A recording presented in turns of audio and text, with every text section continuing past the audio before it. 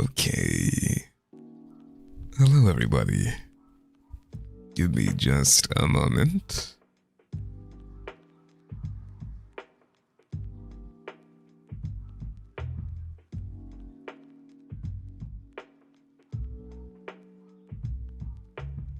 All right.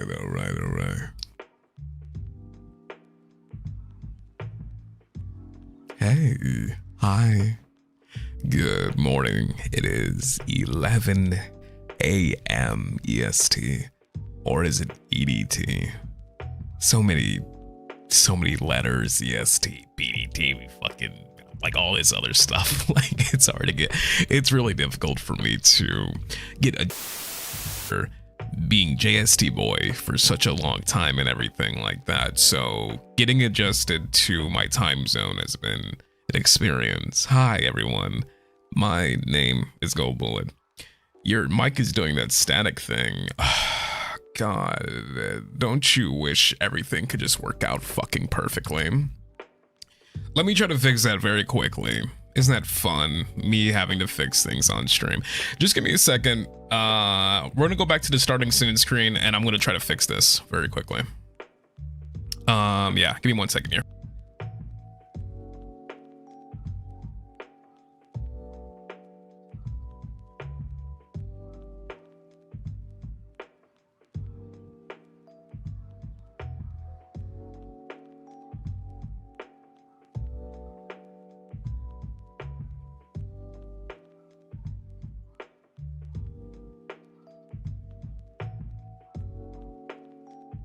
Seems like everything's okay on my end. I'm not too sure what's happening.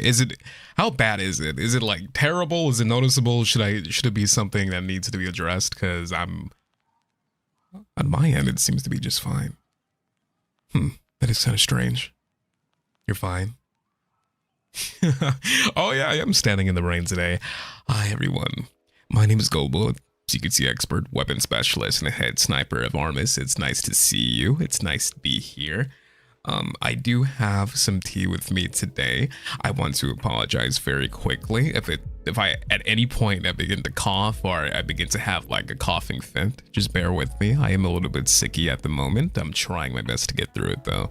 It's been a good amount of time since I've been this sick. Like it's been, I can't even recall how sick I've been. Like in the past couple of days, in a trial, trying to get my voice to actually be at a level where I'm not hawking and coughing and blah, blah, blah, phlegmy and all that stuff. It sucks.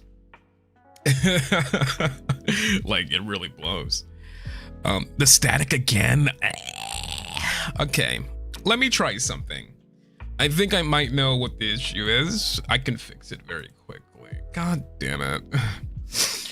Oh, you know what's funny? Like, before stream, before anything, I'm like, okay, let me make sure everything is adjusted. Let me make sure that everything is good to go. And then the moment I start streaming, it's just like, guess what? You're gonna have issues. Like, I don't know why it's like that. It's so ignorant. Let me see something. I could try to fix it very quickly.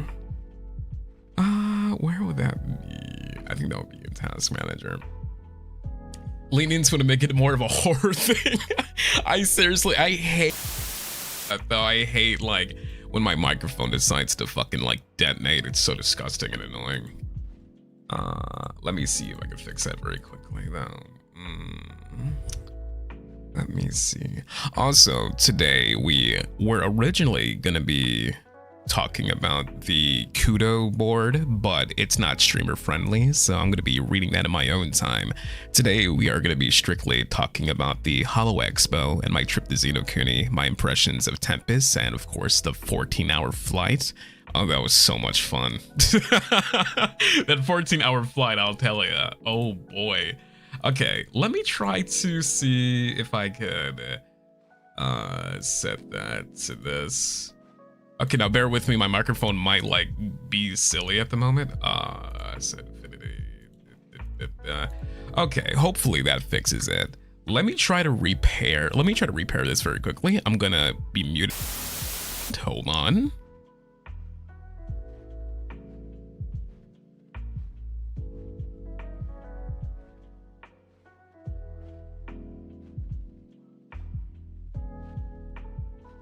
Okay, hopefully that fixed it. Yeah, I'm not too sure what the static is. We've had this issue before, and it seems like the only time I was able to fix it was by completely shutting off my PC. I fucking hate that. Like, the fact that I have to restart my entire PC just to fix a simple issue. Oh, that's so annoying. Yeah, I don't know what that is, but hopefully we can try to get it fixed. Thank you so much, Rowan, by the way. My lovely Goldie, welcome back. I couldn't go to the expo, so I had to wait to hear the story. I sent some letters instead and hope you like it. Thank you so much. It's so lovely. It was so happy to be at the same country. Love you so much. That is so sick of you. Thank you. Yeah, the 14-hour flight. I've seen some of you bubbies say, oh, that's fast. For me, that was the very first time I took a 14-hour flight. It was definitely scary for me. I'm not used to flying for that long. The static is happening again. Okay, you know what we're gonna do? I'm going to close out OBS and go back in because this static, I'm getting annoyed by it too. I'm not too sure what could be causing it though. Okay. So what we're gonna do, I'm gonna stop streaming. I'm gonna restart it and just give me a second. Let's see if that fixes it. If it doesn't fix it, then I'm gonna rip my dick off on stream. All right, let's see, hold on. Let me see, okay. 1 second, it's not intentional. This has happened, this is an issue that persisted before. Like it's happened several times now where like this weird static thing just pops up. Okay, let me try to fix it. It fucking keeps doing the static thing. I might have to restart my PC and that's gonna be annoying as fuck, but okay, just give me a second. Gonna try to restart things. Blah, blah, blah, blah. Hold on, just one moment with me. Just stick with me very quickly. All right, hold on.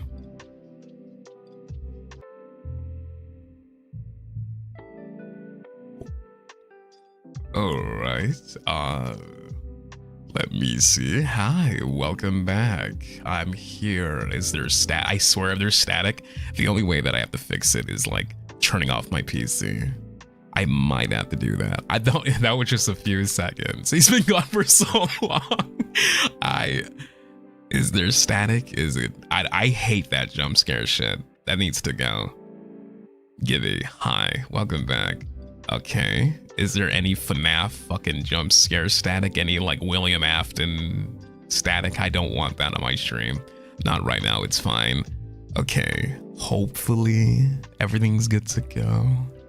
Okay, all right, let's just hope that doesn't happen again. And if it does happen, I'm going to restart my PC and just come back again.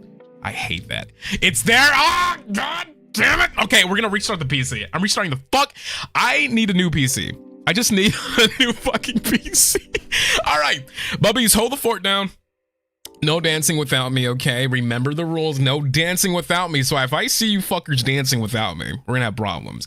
Okay, gonna fix this very quickly. Gonna restart my PC and hopefully everything fixes itself. If not, god damn it, I'm gonna have to figure out what the issue is gonna be. Okay, be right back, guys. Gonna try to fucking mitigate this issue as quickly as possible. Just 1 second. I'll be right back, okay?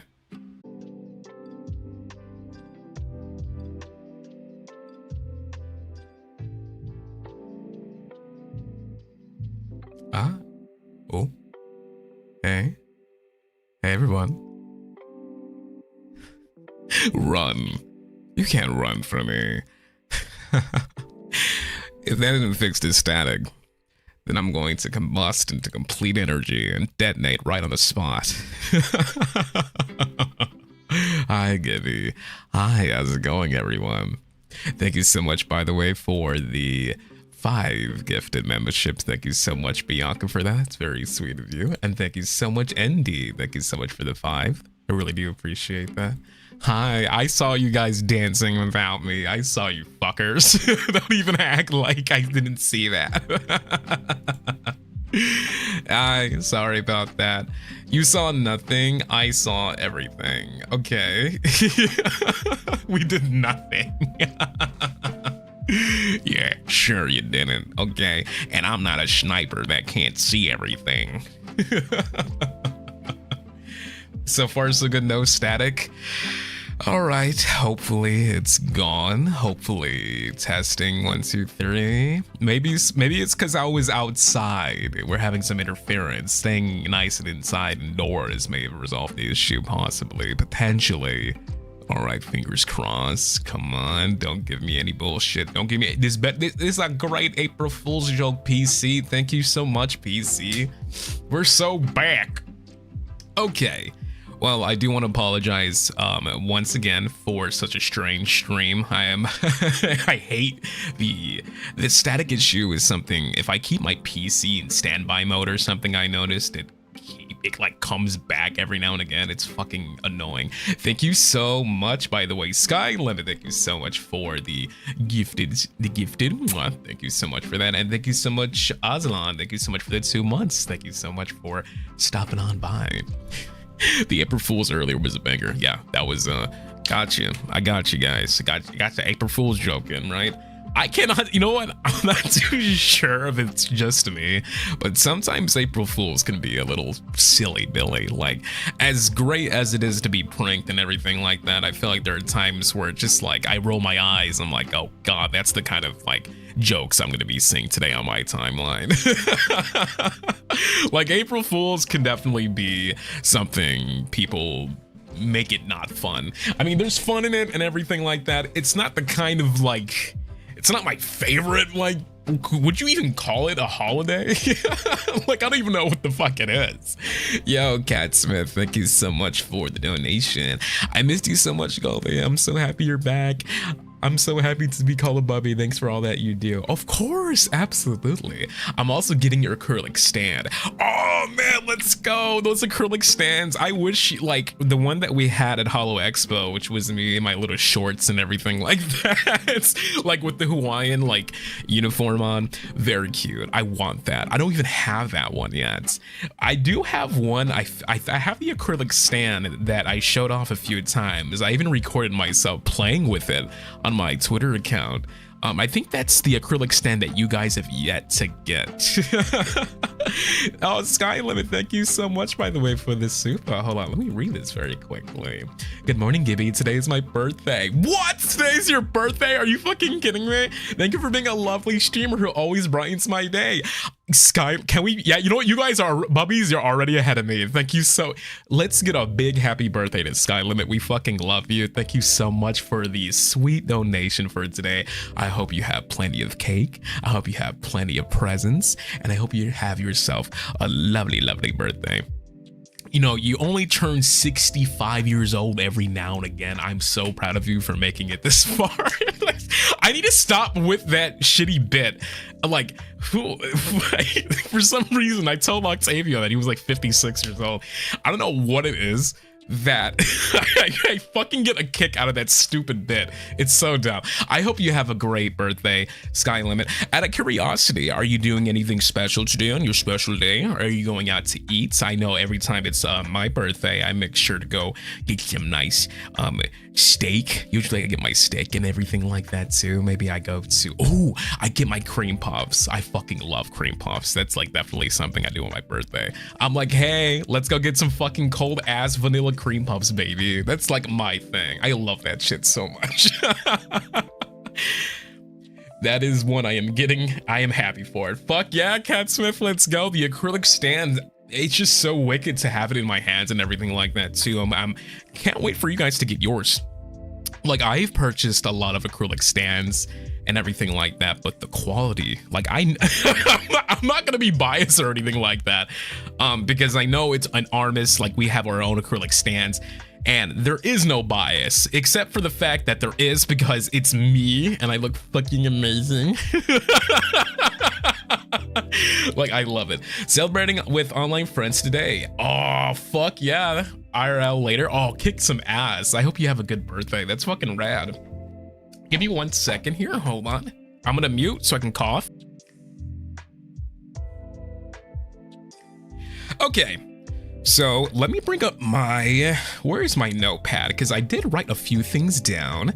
So originally we were going to be talking about the Kudo board, but we can't do that. A lot of you bubbies put a lot of private information and it's not streamer friendly. So that's something I'm going to have to read on my own. I do want to say from what I have read, it is very heartfelt, very, oh my God. Let me relax. It's like way too early for me to be getting fucking teary-eyed, but from what I've seen, from the fucking fan art that you guys put in there, from the amount of labor and love that you were generous enough to give to me on that board, it's just so surprising, like how much love you guys have given, you know, not just me, but us as a group and everything like that. HoloStars, like just seeing the amount of labor that you just put into someone as silly as me, like that. I'm gonna read that board later on in my free time as I'm working, just so I can like, oh my God, am I gonna cry? Just relax. Let me not fuck. I'm gonna cry again. Oh my God, I need to calm down. Holy shit. Yo, hip hip pray. Thank you so much for the 2 months.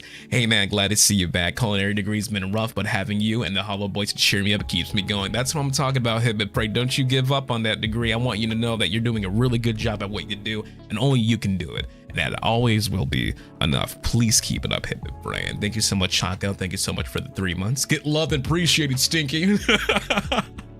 I really do appreciate the amount of love that you guys have been giving us. Very quickly, I do want to say that I want to address the fact that when I came back, I cried like a baby. I want to reiterate and talk about this again because I felt like I was in a very emotional state and, you know, very incoherent. I felt like I wasn't really speaking properly. And I want to say very quickly that the raw emotion that you saw on that stream was completely 110% real. When I visited Xenokuni for that time that I did for 2 weeks, that 2 weeks was too long. I'm not too sure if I'm speaking for myself here, if that's selfish or not, but 2 weeks is too long for me. I'm the kind of person where when I become relaxed and humbled in an environment, I become that environment. I begin to expect, and it becomes a part of my life, is what I'm trying to say. So having you like debuting here in HoloStars and being a part of this family for so long, to suddenly just have it gone for 2 weeks, albeit I was with my friends, I was with my homies, I was with my senpais, but when you have that element that is missing that you are so used to, and suddenly it's just gone for a good amount of time. I know 2 weeks in the grand scheme of things really isn't a big long ordeal, right? Like 2 weeks is nothing. A lot of people would argue that 2 weeks is the shortest amount of time that you could have a vacation. But for me, it's unjust. I'm not used to that at all. So when I started to, you know, yearn to come back here to talk to you guys, to just play games and speak my mind, which I always do, I fell ill. I started to get really sick and it fucking sucked.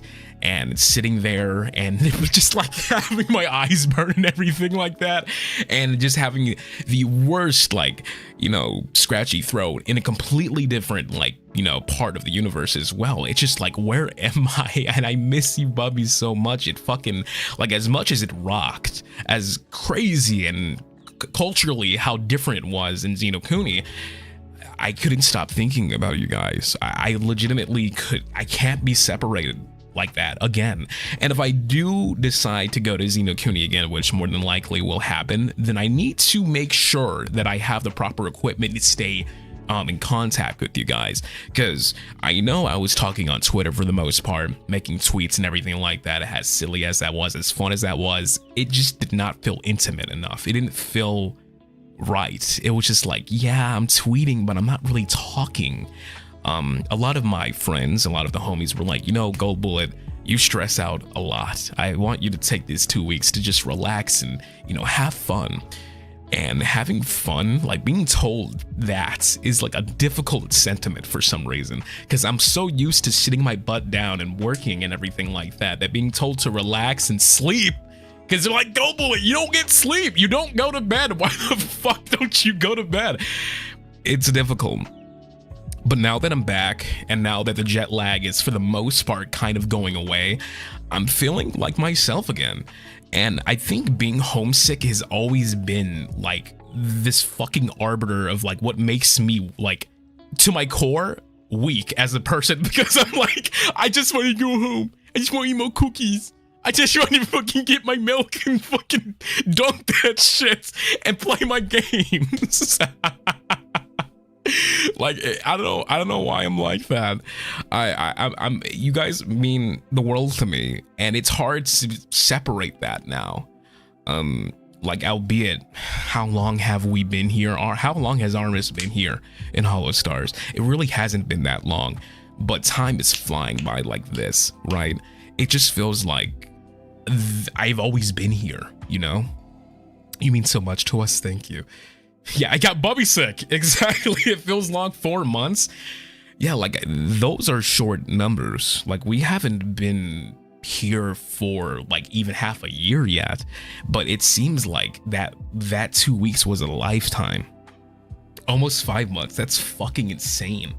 Like that seriously like makes me think like, man, soon it's gonna be a year, and then it's gonna be like my birthday, and then it'll be my anniversary, and it's like, what the fuck? Give me a second, let me cough one more time. Okay, thank you so much, Telephone. Thank you so much for the generous donation. I got surgery a week ago and mostly stayed in bed watching your streams. Hopefully no more trips to the hospital. Thank you, Gibby, for being you and making me laugh through my tough time. Hey, look, I understand how it is to visit the hospital. I have my own set of illnesses, and just having someone, you know, to be comforted with, I'm glad that I can be that person for you. And I hope you stay safe, whatever it may be. May life treat you well, my friend. Thank you so much for the lovely donation. And thank you, Soren. Thank you so much for the lovely donation as well. Hi, I had the opportunity to meet you at the Hololive Expo. I was the silly new outfit battle. Oh, I do remember you. You were so dripped out. It was fucking amazing. I must head to work soon, so I cannot be here for very long. But you were so sweet and lovely. Watching you later from a silly VOD, Bobby. Thank you so much. It's so sweet of you. I do remember you. You were dripped the fuck out, and you like put my drip to shame that day, and that was brilliant. And thank you, Guaca Gaps. Thank you so much for the lovely donation. Glad to see you back, Gibby. I definitely had more than a few mornings where I was missing your stream, since I usually make / eat breakfast when I watch you. Oh, I'm so sorry. I'm sorry about that. I sincerely, every morning when I would wake up in Xenokuni, like instinctually, I'd be like, okay, time to get my morning stream, you know, and everything like that. But it was just like, oh, wait. I have to sit down and relax and shit. Like, it was so weird, like having that be such a custom in my life, just for me to only wake up to like having to relax and eat udon noodles. So thank you so much for that. And thank you, Jan. Thank you so much for the generous donation. Unrelated, but I was cleaning my house and found my childhood teddy bear. He's three feet big for 16 years, and he doesn't even have a name. So I decided to name it after you. That's fucking awesome. What? Dude, I always wanted my own like gigantic fucking teddy bear. That's so sick. Dude, I'm named after a fucking bear. That is so wicked. Thank you. That's awesome. And thank you, Mana. Guys, thank you so much for the amazing amount of supers and donations today. Thank you so much. I was Gibby and Bubby sick too, and I bought Bubby mochi ice cream. What? It was mango? Damn! That sounds good, dude. Holy shit. That sounds tasty. Hi, Gibby. So happy that you're home. Missed you so much. You're such a delight. Your streams make me so happy. Love you. Ah! You guys are gonna make me fucking... I'm gonna detonate again. I'm gonna fucking cry. Thank you so much, guys. Holy shit. And Allura, thank you. You're my comfort streamer when I'm at work. It helped me get through my day at my crappy job, and you're happy to be back, Gibby. Misty lots. Thank you so much. You know, Bubbies, I do want to say very quickly, like, a lot of you guys like managed to, and this is something that till this fucking day, I'm always like genuinely like how the fuck do you guys do that? You're most of you guys are either in bed right now or at work, and it is just like an enigma to me how the fuck that's possible that you guys can take time out of your day just to support us. Like, to the bottom of my fucking heart, I thank you so much for taking even if it is like a fraction of your day, the fact that you're in this chat and the fact that you're giving donations, giving great supas. Fuck yeah. Like, that's so sick. That's so fucking cool. Thank you so much. Like, I really cannot understand how that's possible. You guys are brilliant. Like, thank you. Just please, for the love of God, and I said this many times, when you come back from work, or if you are working and you don't make it to these streams live and you're a part of the VOD gang, you are a part of the family nonetheless. You don't have to make it here live to show me that support. You guys have done it in many different ways. So please, if you're working hard, if you're doing a lot of homework, if you have assignments that are late and are due at some point, I don't expect you guys to always be here to support me. Because what is really important to me is that you guys support yourselves first and make sure that you're in the right place where you can be comfortable and actually get a good night's fucking rest. That's very important to me. I want that for you guys. And I want to ensure that you're a priority first before anything. Like, if you could promise me that you will take the time to relax and just be the bubby that you are, that means a lot to me. Just take it easy and do your best. If you can do that for me, I know it's a selfish request, and I've probably said this many times beforehand. I sound like a broken record at this point, but that would mean a lot to me.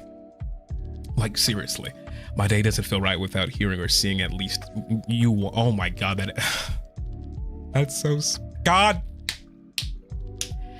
Oh my God, I don't want to cry. Okay. It is so, why is it so easy for me to cry? Like, why? Like, why is it like this? I don't go out of my way. I don't go out of my way to like cry. I legitimately do everything that I can to not be as emotionally like as I'm just a wreck. It's so easy for me to cry for some reason. I do not know why I'm like that. I do not know why. It's never been like this. Like, I felt like before you guys, when I was an independent bounty hunter, I had like a very cynical like sense of humor and was very brash and everything like that.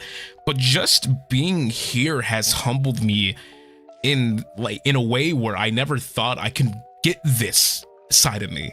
Like, I grew up in this environment where crying was like, oh yeah, baby, you little bitch, you little baby bitch, you fucking crying little bitch. Like that's the kind of environment that I was a part of. So getting me to cry is not, it's easy now, but it used to be so difficult. I think it's because being here, my heart, I feel like has never grown in this way before. I think that's why this experience, and I do want to talk about this very quickly. This is a good segue into the meet and greet. The meet and greet at Holo Expo, Super Expo 2024, was one of the best experiences I ever had in my fucking life. Like, that expo, excuse me, was, mind you, I've never been to expos before. Like, I'm not really big on like, as introverted as I am, there are times where I feel like, or as extroverted as I am, I don't like going to expos and everything like that, just on the merit that I'm afraid of catching something. Because you hear these nightmare stories about like, oh, you went to an expo and they came back with fucking you know what, and then they have like this pandemic virus inside their system and they're coughing and everything like that. I mean, granted, I did get sick at some point, but it wasn't because of the expo. It was probably something completely different. But I don't go to expos just based on the fact that I don't want to catch something. But this expo and this meet and greet that we did was just so fucking gnarly. Like, I remember getting to see, because of course, we got to see how big the expo was. It was massive. I don't think I've seen an expo that size before. Like, you see expos like on YouTube and you see like pictures and you get like a good sense of like what it looks like. You're like, oh, that's pretty sizable, that looks pretty decent. But when you are there in the expo as a, like, you know, an individual, you're sitting your ass there and you're seeing how fucking gigantic it is, and you see all these crazy things like set up, you're just like, holy fuck, oh my god, like it's gigantic. I didn't know that they made places this fucking big before. But when I was there and walking and seeing all the like stuff and signing my own little like stand thing, like the Giga Chad chin like paper cutout thing. I don't know, what is that called? Like, you guys meme the fuck out of that goddamn stand. It's so stupid. I fucking love it though. Let me see if I can bring up the images. They are horrendously cursed. Let me see if I can find them. Hold on. Because I could not get over it. The Chad Bullet standee. Yeah, like, there it is. What the fuck? Okay, wait. Let me save this image. Oh my god. What is that? Every time I look at this fucking... Okay, here. Let me upload this fucking image. That was fun. Like signing the little like drawing on the board and everything like that was like so much fucking fun. They gave us like our own little like color coded markers and whatnot. Wait, where is... Yeah, look, okay, so this is the original image, right? This is... This angle already is like, it's ignorant, right? Like, yo, who the fuck did this? Like, you look at the fucking angle and like it looks abnormal. You don't usually view this. That is like me, but like 100% more of me because of this fucking angle. Like, look. Wait, let me try to... Hi everyone, it's me, Goldbullet, CQC expert, weapon specialist, Giga Chad sniper. Wait, let me try to get like... So fucking stupid. Wait. What? Okay, what's more cursed is the fact that, hold on, let me... Someone ran this image through Face app, which I'm not too sure what the fuck that is, but then you get this. What is that? My god. Ew. Like, what? This is just disgusting. Like, okay, so give me a second. Oh my god. Where do I begin? Like, I remember when I was in Xenokuni, I saw this and I could not, like, words fail to describe the amount of like sudden like jolts of electricity through my veins upon seeing this fucking like hellacious image. Like, it's just fucking... I'm glad that you guys had fun with these fucking angles. It's just, get that shit out of here. The Giga Chad Gibby is just too much for me. I don't know what it is, but here's another great image. Hold on. This really gets my forehead in there. Like, this one like brings out the forehead element. Wait, where is it at? Yeah, right here. Look at this. Oh my sweet fucking Bubby Christ. Look at this. What is that?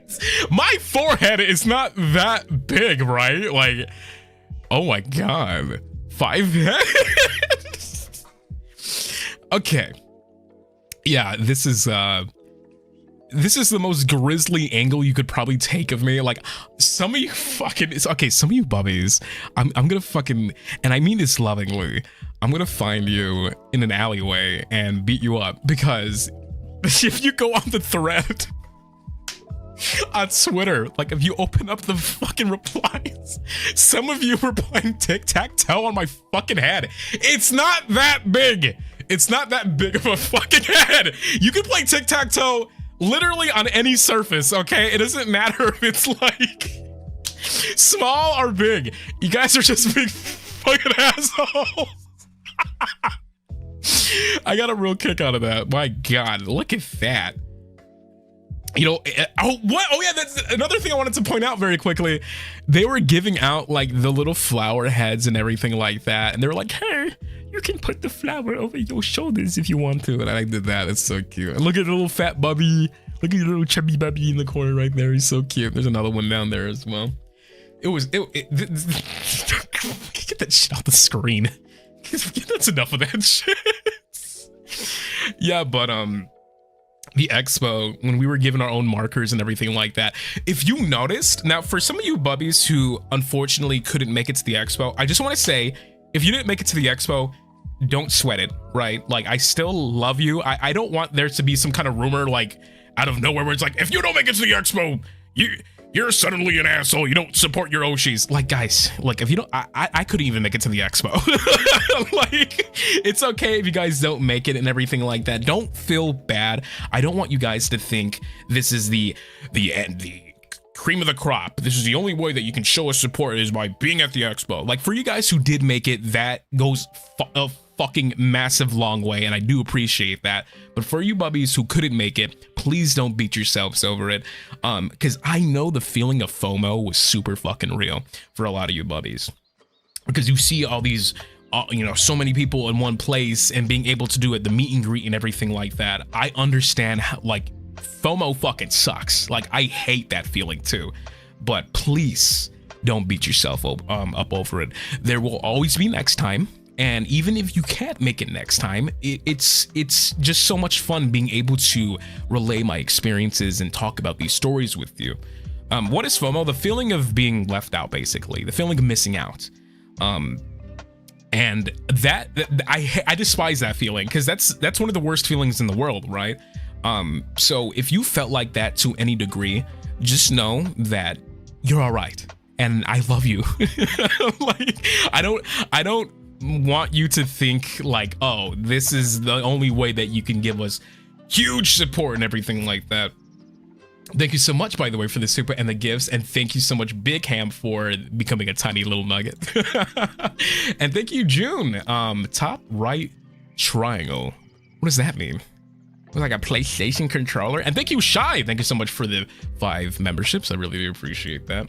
Never leaving my broke era. No, it's okay. It's completely fine. Okay, where are my notes? Let me bring up my notes. Oh, let me see. Okay, this is where I wanted to talk about. I wanted to talk about the meet and greet, because that is... How do I not? God damn it. I don't want to cry again. Fuck. Okay, let me breathe. Let me breathe. Because if I talk about this, I know I'm gonna get fucking... God damn it. Okay. And the thing is, like, I know you guys say crying is okay, but it exhausts me. Like, when I cry, I get fucking exhausted. And, like, I know it's good happy crying, because it's not like bad crying. It's just that after I cry, I just, like, I begin to fucking, like, die. You assholes are playing fucking tic-tac-toe. I just noticed. You know what? You see, I'm not gonna cry. While you fuckers are playing tic-tac-toe, you sons of bitches. I was like, wait. They're playing tic-tac-toe again. Ah, fuck. Okay. Look what you're doing. You're killing me slowly. Hi, Giblet. Welcome back. I hope you're feeling better. I'm feeling 10 times better. The fact that I'm being able to laugh, and the fact that I'm able to actually, like, I could not laugh for like the longest time. Like, that was the worst part about being sick. Like, when I came back, you guys heard my voice, and oh god, I'm getting distracted again. Fucking ADHD. How do I need my fucking medication. Okay, let me talk about the meet and greet. I need to calm the fuck down. Let me talk about the meet and greet. I was nervous, right? Like, the most nervous that I've ever been in my entire fucking life. Because, like, my managers, my brothers, really hyping this up. This is the first time they're doing a meet and greet too, and everything like that. And I'm asking, like, my boys, like, are you guys nervous? They're like, yeah, I'm nervous, but I'm excited, you know? Like, I can't wait to be able to talk. And me, I'm like, I'm shitting my pants. Because I'm like, man, I'm gonna be, one thing, the biggest fear of mine is that at this meet and greet, and this is me being a little bit candid here about, like, how I feel, And once again, you can beat me up after I say this. I was like, I'm gonna have a meet and greet and I'm not gonna meet anybody because no one fucking likes me. Like, I don't know why I had that in my head. I was like, no one's gonna fucking go, no one wants to meet me because I'm stinky and I'm gross and nasty. Like, for some reason I had that mentality where it's just like, there's so many other boys that are just fucking amazing. Why would someone want to meet me? You know, that's the kind of mentality that I have, that I've been trying to fight for the longest time. Yeah, see, I knew you guys were gonna get upset with me because I know you guys love me, and I hate the fact that I am my own worst enemy. Like, I really tried to combat these fucking stupid feelings, and my managers were always so like, dude, people are going to see you, they fucking love you. And in my head, like, once again, I battle with that constantly. Like, I don't have that confidence.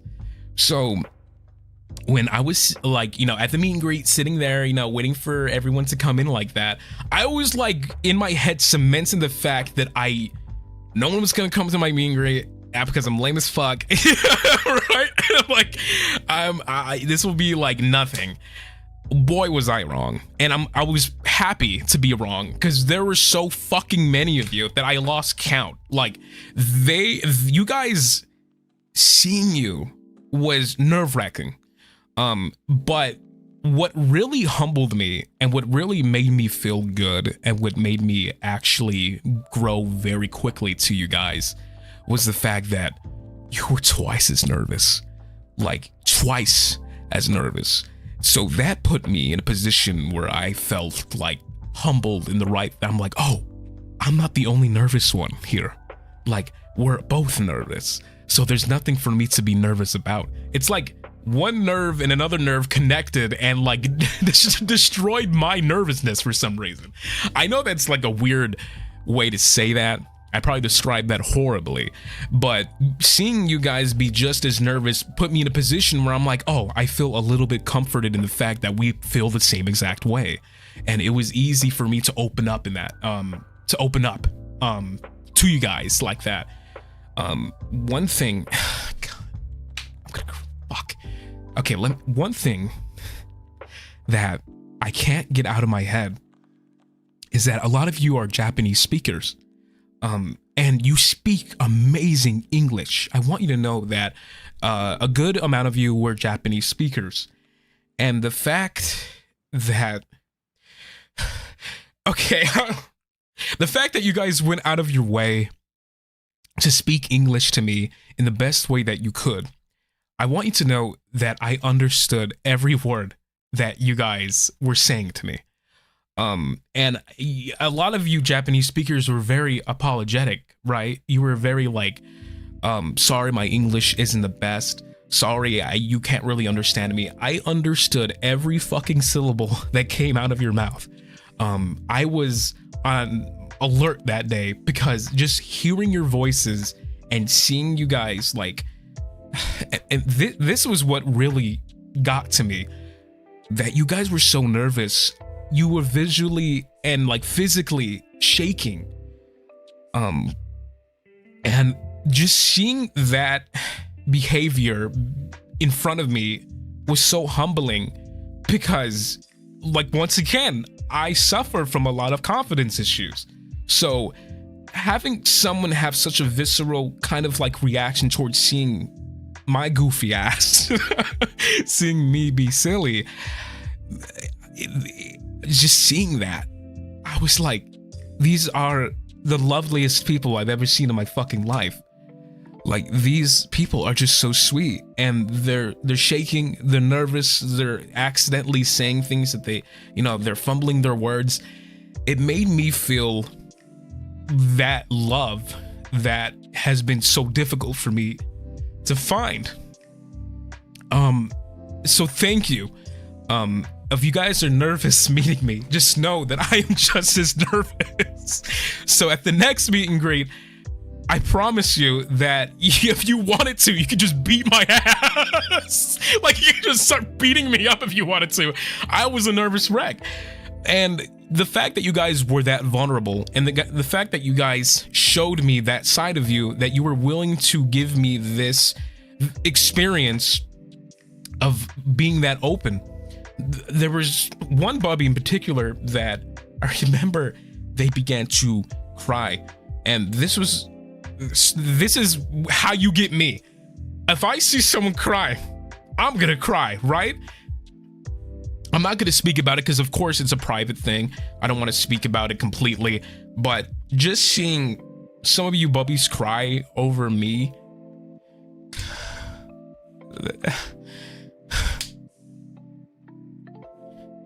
it's just, that's just so fucking awesome.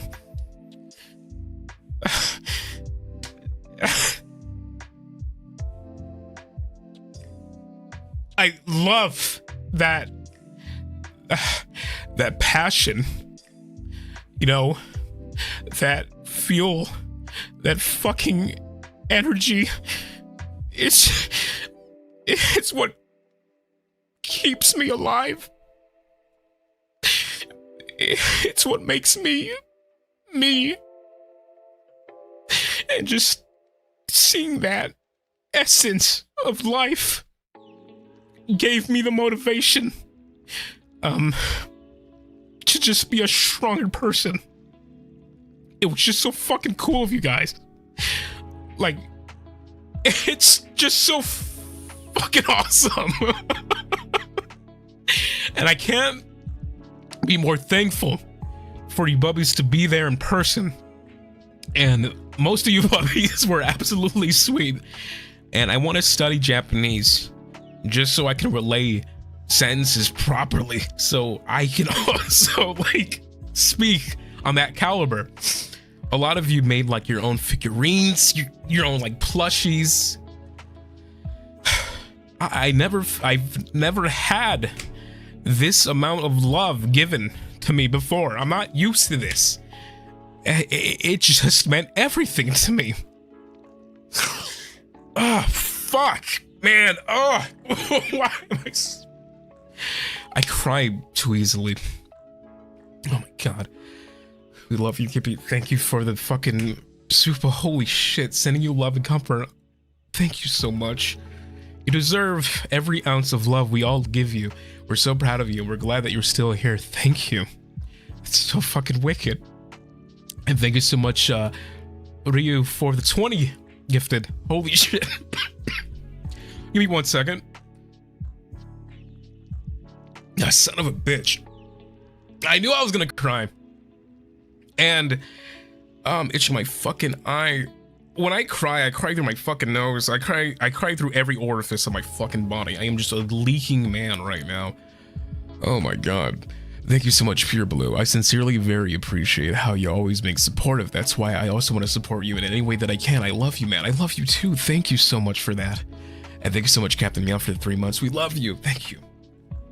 Thank you so much. Let me try to actually not fucking babble on like a baby.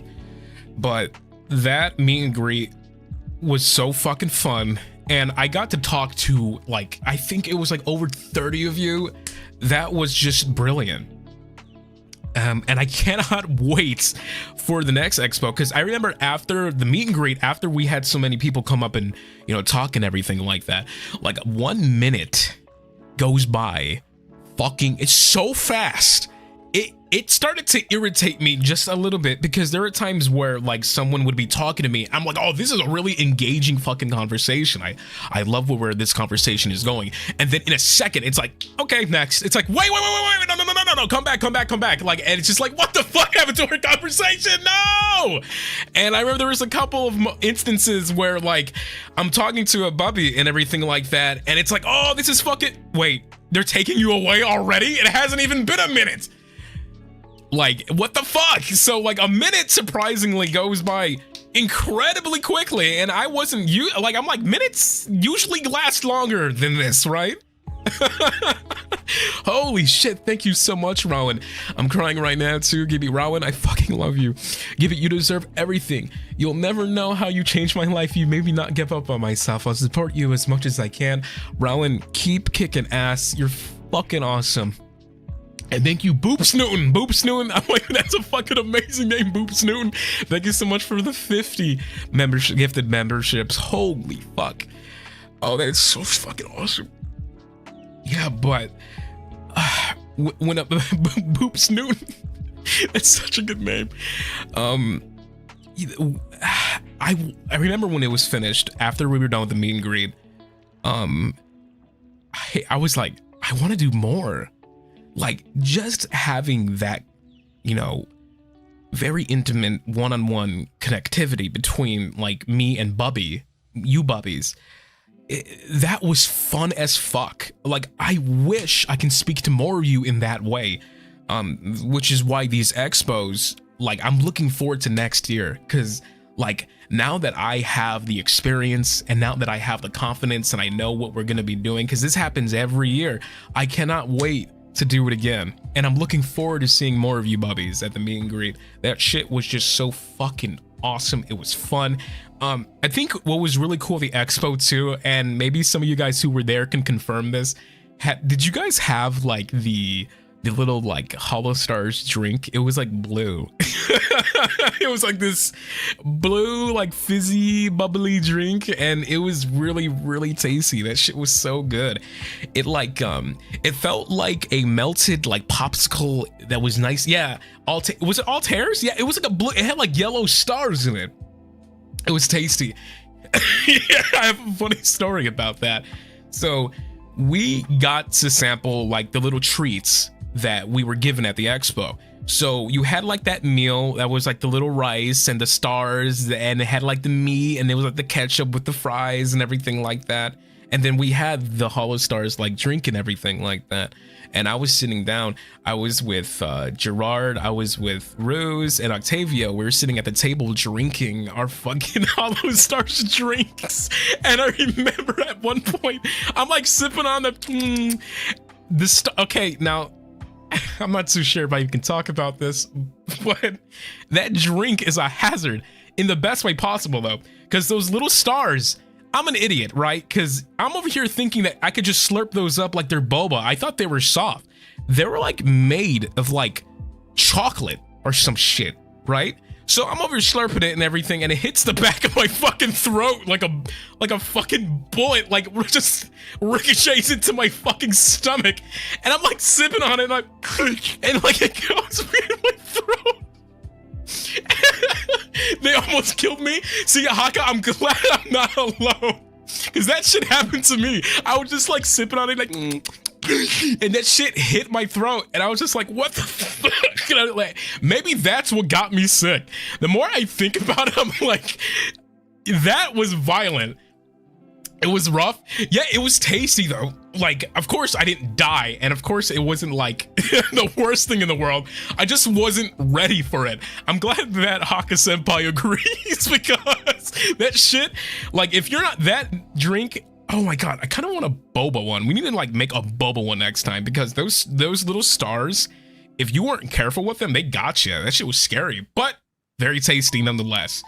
I would recommend, if we ever do that again, eat the stars first and then drink the drink, so that you don't get like throat goated like I did. That shit was just fucking, it was really gnarly. Super good though. Yo, Nox, thank you so much for the generous donation. Goldie, you have no idea how often I talk about you and how much of an impact you've already created. Thank you so much. You radiate such comfort, and I'm so happy to know that you had such a great time despite being sick. Yeah, like, I'm trying my best, by the way, with this fucking annoying ass throat. Let me cough again. Like, I'm gonna cough, but not, I'm not gonna mute so you can hear it. That's what I've been doing for the past like couple of fucking weeks. This sickness needs to fucking leave. It's so bad. But if you think that's bad, like when I first got sick, I could not laugh. Like, that is like something I do a lot more than like ever. I feel like I am such a giddy little gibby, right? Like, I fucking that's like what I do. I laugh so easily as much as I cry easily. It's so easy for me to laugh and giggle. So when that fucking like sickness happened, taking that away from me is almost like taking away like the very essence of what makes me like a person. Like laughing is a part of life. So when I'm like struggling to laugh, this sickness fucking sucks. I'm just really glad that it's finally going away. Oh my god. I'm looking at my notes here, and my notes say impressions of Tempest and start of the flight. And I did talk about this just a wee bit in the beginning here before we had some issues during the beginning of the stream. But 14-hour flights, that's something I've never done before. I'm scared of flying, as a matter of fact. On airports specifically, like when I'm flying with my wings and I'm in my yard and everything, just flying on my own, that's fun. I can go to like the Family Mart, fly over there very quickly, pick up some fami tiki, and then like I'm okay. But something about airplanes specifically, they're like these mechanized fucking like, you know, things in the sky that hold people. And that freaks me out because turbulence is just fucked up. Like I fucking hate turbulence because 14-hour flight, right? God, and I was sitting in the fucking middle seat for every flight that I got. The middle seat, why the middle seat? So I'm next to like grandma, right? And then like I'm next to like this fucking like mom with her kid. And I'm in the middle, right? And mind you, I'm a tall fucking guy.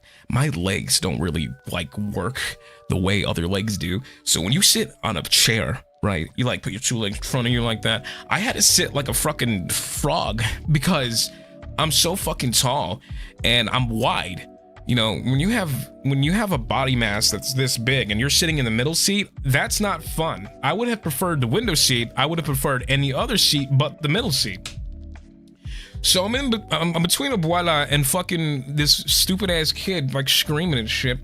So the 14-hour flight was awesome. I'm not gonna say what airline it was because this fucking airline was a massive piece of shit. And if I ever say its name, I will get ruined for it. I don't want to get bonked. But just know that this airline sucked dick for a living. Like, it was horrible.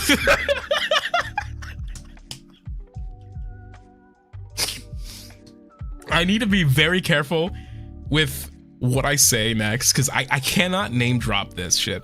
You and Ruze both had horrid flight experiences. I'm glad it's not just me. Because Ruze, like, I felt bad for him because he was, like, getting delays and everything like that. That happened to me too, on my way back. Excuse me. So, I'm on the flight, and here's a great thing about this flight, right? Like, boarding and everything is easy, right? You just go to security, they scan your bullshit, you take your stuff, and then boom, your luggage is on board, and guess what? You're on your way.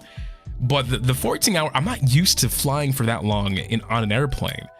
Because that's an entire fucking day just sitting there, right? I have crippling fucking ADHD. I fidget, my legs move, I can't sit down, I have to get up, I have to actually do something.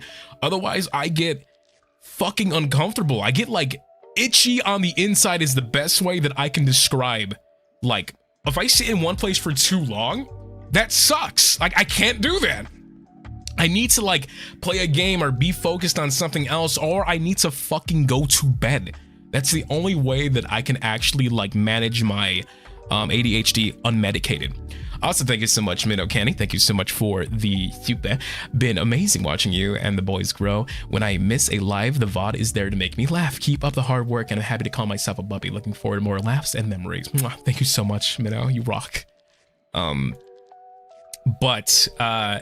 Yeah, so 14-hour flight, it wasn't that bad because I slept, I think I had like a good 6 hours sleep, right? At one point, God, and this woman next to me, very lovely woman, she was there with her child. And of course, when you have a child, I've talked about this before many times, and I sincerely mean this. And please, for the love of God, don't take this the wrong way. If you have a child on the airplane and that child won't shut the fuck up, I just want you, I can't be rude, because like, look, it's a kid. I don't want to beat up the baby. I don't want to beat up the child. The child is clearly like, it's crying because it's a fucking kid. It doesn't do anything else but cry and shit its pants. Like, I'm not gonna be mad at the fucking, the kid, but the situation itself, when you're sitting in the middle seat, Abuela snoring next to you, on the right side of you, you have this kid just going, it's just like, get me the fuck off this plane. So it's just like, I'm trying to sleep through this fucking entire thing. And you have this fucking kid just like being rambunctious. And there were times where the child would like smack my legs for some reason. Like I would just be like watching fucking like Shrek right on the airplane. And this fucking kid just right next to me would start like touching my leg. And I'm just like, hey, please don't do that. I'm like, and then I told the mother, like, your child is fucking messing with me. In the nicest way possible. I was like, please, can you stop that? She's like, oh, I'm so sorry. The kid is okay. I didn't mean to. No, you better not, don't touch no strangers. And I'm just like, you're fucking making me sick. Like, I just wanted to fuck off that plane. But I will say, for a 6-hour flight, we had 3 meals. That's a really cool thing about this flight is that they gave us like breakfast, lunch, and dinner. And my God, I have such a fucking funny story about this. We had dinner, right? Wait, give me 1 second. I'm gonna call. So we had dinner, and do you want to know what they gave us on this fucking flight for dinner? They gave us a fucking calzone. A fucking calzone. Like, what? Like, it was a fucking miniature calzone. And for those of you who don't know what a calzone is, it's like an inside-out pizza. Like, think of a pizza pocket, right? It's like a pizza pocket, but it's just like more bread, and it's like on the inside is the pizza. So it's like a pizza pie. It's a mini calzone. Now, I'll tell you, when the what do you call them? Waitresses, like the people who like serve you like drinks and everything like that. They were like coming up and down. The entire fucking airplane at one point just smelled like a pizzeria. Like it was just so the stewardess. There you go. Yeah, the entire fucking plane smelled like pizza, and this fucking baby on the side of me is like, yeah, pizza, let's go, yeah, baby, that's what I'm talking about, get some pizza up in this bitch. Like, of course the baby didn't say that, but the baby was clearly like, pizza, yeah. Like, this fucking kid was so funny because the pizza came by and the kid just starts fucking jumping up and down. And this fucking, he's like, pizza, yeah! It's just like, what is this fucking flight? And then Abuela next to me, like, gets the calzone. Okay, so these calzones are in these, like, mini boxes. And the box is, like, designed to keep it hot as shit. So it has, like, these holes in it. But it also has like a couple of like weird like openings and everything like that where you can open it up and you can like bite it like an ice cream bar almost. Very tasty. This fucking old lady next to me. She opens up the calzone, right? And she bites into it. And of course, this stupid bitch, she doesn't know that it's hot as fuck. Like, lady, you're eating, you just bit into something that is so fucking hot. It was so, if you bit into it, the cheese will just go and fuck you up because it's just hot. So this old lady bites into the pizza, into the calzone. And of course it burns her. And she like throws the calzone down the aisle, like where people are walking.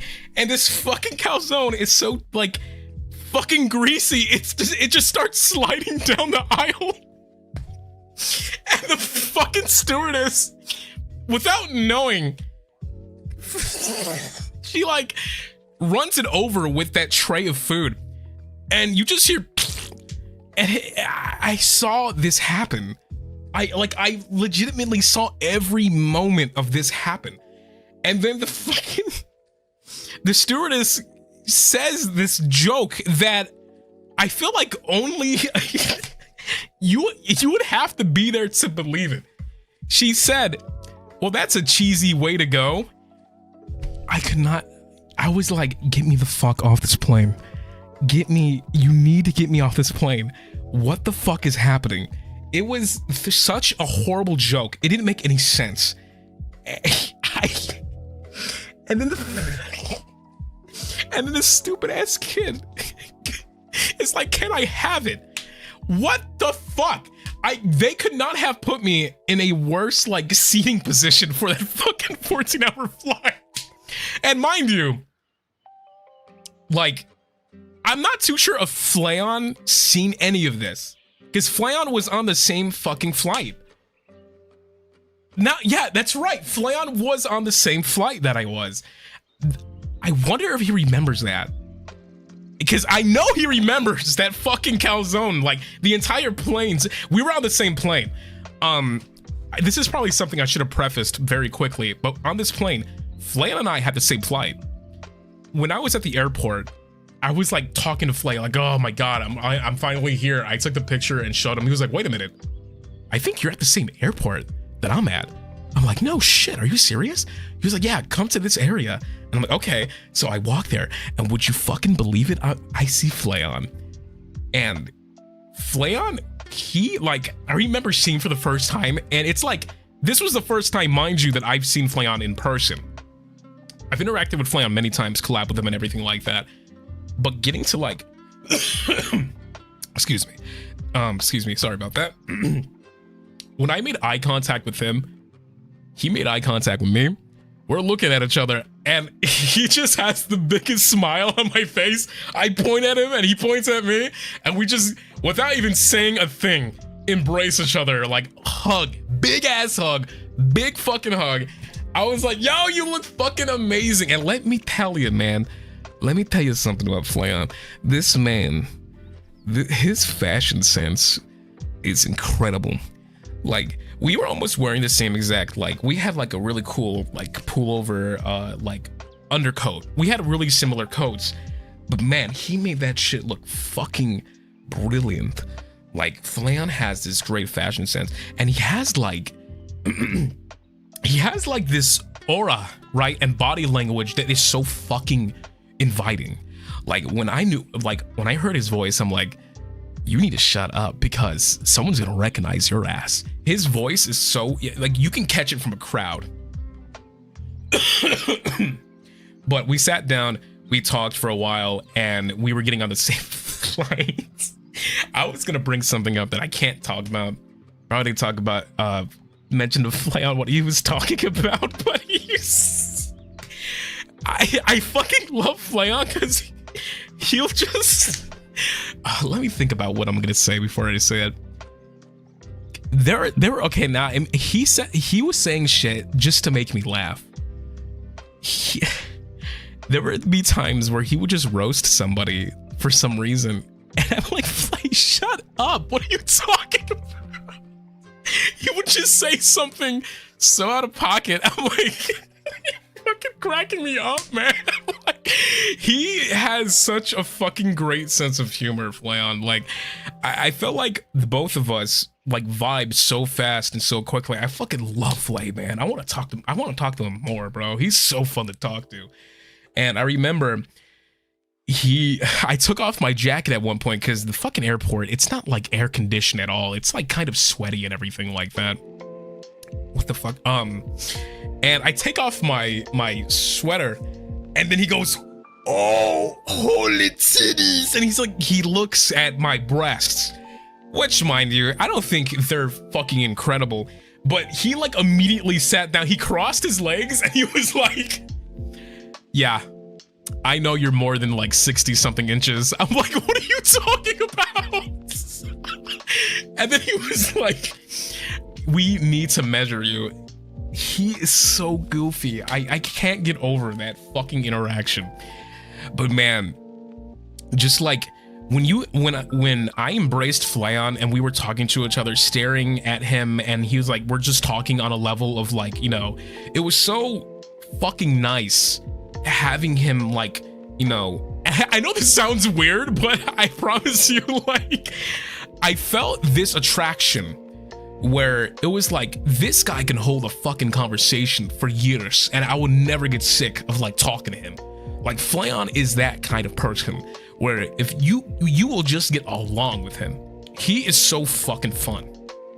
I remember there was a few times I got up and I went to go use the bathroom, and just I wanted to peek at what he was watching, because on the flight that we had, many flights have this where you can watch like a movie and it has like a free, like a bunch of like over 50 movies or something that you can watch, right? Most airlines have it. Every time I saw what, like, I was just peeking to see what Flay was watching out of curiosity. There'd be times I get up to use the bathroom, and every time I saw him, he was watching Wallace and Gromit. And every time I would pass by, no matter what hour of the day on that fucking airplane, he was just watching Wallace and Gromit. And I was like, oh, he's watching Wallace and Gromit. And then I would get up to use the bathroom like a couple hours later. I'm like, he's still watching Wallace and Gromit. And then like understandably, several hours go by and I get up and he's still watching fucking Wallace and Gromit. I'm like, how long is that fucking movie? And then it like hit me. I think he was like watching it on repeat. And that was such a Giga Chad fucking move, just watching Wallace and Gromit the entire time. That was so funny. I'm pretty sure he doesn't know that I was peeking at him the entire time just to see. He was only a couple rows away from me. I was actually quite upset that I couldn't sit next to Flay, because at one point I was like going to like say someone like, hey, that's my bestie. Would it be okay if I sit right next to them? But I have the middle seat, so nobody wants to trade with the middle seat, right? I think we both did. It fucking sucked. But yeah, we so after we got off the flight, so do you know, like, when you leave a flight, they have like these escalators. They're like a flat escalator, and it like, usually it's for people who have luggage and everything, and you can kind of stand on it, and if you walk, you kind of walk really fast because it goes forward. You know what? I forget the name. A moving walkway. Yeah, it's like a moving walkway. When we landed, Flayon and I were so excited that we were fucking finally in Xenokuni. We're in Japan and everything like that. So we go across the walkway, and Flay is like, man, those things, you can go really fast on that. And he was like, I wonder if I am faster than the escalator. He was like, I want you to run on it and see how fast we can run. And like, we're over here, like, I'm like, okay, fuck it, let's race each other. So I'm on the fucking, like, the walkway that's going really fast, and Flayon is like sprinting down the fucking hallway as fast as he can. And we're just like racing each other, and these fucking like people next to us, and mind you, we're giggling the entire way that we're like racing each other. And like, I didn't really give a fuck about what other people were thinking or seeing. I was just racing my boy, dude. That shit was so fun. And Flayon is very fast. Super fast. He was faster than the walking fucking flat escalator. That shit was amazing. That was a lot of fun. And after that, a bunch of boring shit happened. We got in line. We had to like sign these papers and everything like that to get admission into Japan. It was kind of a headache, but after a while, we ended up meeting with our managers, and boom, we were in Japan, Xenokuni. Let's fucking go. It was this is one thing that I'm not used to in Japan. And as much as I love Xenokuni and as great as it was, in the Badlands where I live, there are not a lot of people in one area. That's one thing that I noticed about Japan very quickly, is that there are just so many people in one place like at all times. And most of it is like tourists, right? Like most of the people that I saw that were gathered around were tourists.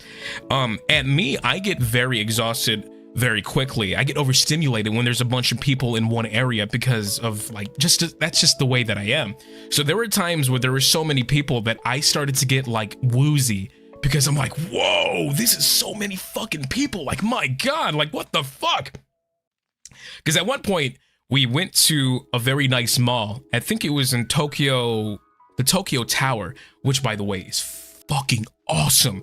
There's like this big fucking mall underneath it and everything like that. But my God, I have never been around so many people in my life. I had a good bottle of water and that's all I needed. Like that was the trick. Like if you're, because as a foreigner, that being me, I'm a tourist, I was very like overstimulated with the amount of people there. I was like, whoa, yeah, the sky tree, the big ass sky tree, the fucking thing that glows at night. It's so fucking cool. So like my trick to like surviving so many people in one dense area was a big fucking glass of water. Like get a bottle of water. That is your savior because there's so many people in one area that I'm not used to that. It's been so long since I went to a mall of that caliber. That mall was fucking amazing. It had like everything. I went to the very top and my God, when you see that tower from the top, it is so scary. Like if you look directly up, you see the fucking size of it and it just scales. It's massive. And then you realize how fucking high you are up there. It's just like, whoa. Because I'm not used to heights, so I got like super fucking dizzy and I was like, whoa, this shit, I felt like I was gonna fall down. It was so safe though. Like you're not falling off of this fucking place. It was so super windy and I got a really good look at the sunset on top of the tower. I was like, my God, this is fucking beautiful. Yeah. Excuse me. Yeah, but it was fucking massive. I don't think I've ever been like on a tower. It is just beautiful. Like my goodness. Give me 1 second. I'm gonna call. I loved it. Did you take a picture of the sunset? Yes, I did. I did take a picture of the sunset. It was fucking gorgeous. Where is it at? I think it's on my phone. Let me see if I can find it. It is just beautiful. Wait, let me see if I can find this in because I took a picture of it because it was so gorgeous. Where is that at? Come on, give it to me, give it to me, give it to me. Okay, there it is, there it is. Wait, let me see if I can find it. Yes! Here it is! Oh, dude, what the fuck? Look at this. It's good to have you at home again, but hearing you so happy with a lot of your good memories is even better. We miss your silly ass. Oh, thank you so much. Thank you so much for the 3 months. Guys, you gotta look at this. You gotta look at this image real quick. Hold on, let me upload it. Yeah, this was like, oh, look how beautiful. Look, oh shit, it's so beautiful that it took the entire screen. Oh wait, let me stretch. There we go. Here, look at that. Wow, this was like some view. Like, mind you, when I went up there, it was such rainy weather that day.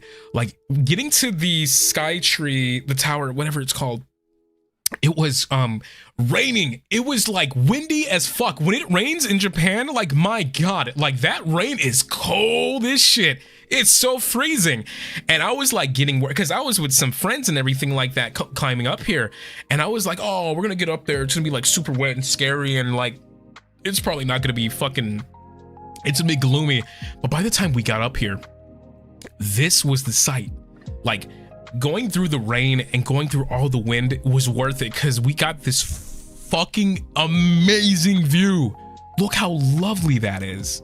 Like, my goodness.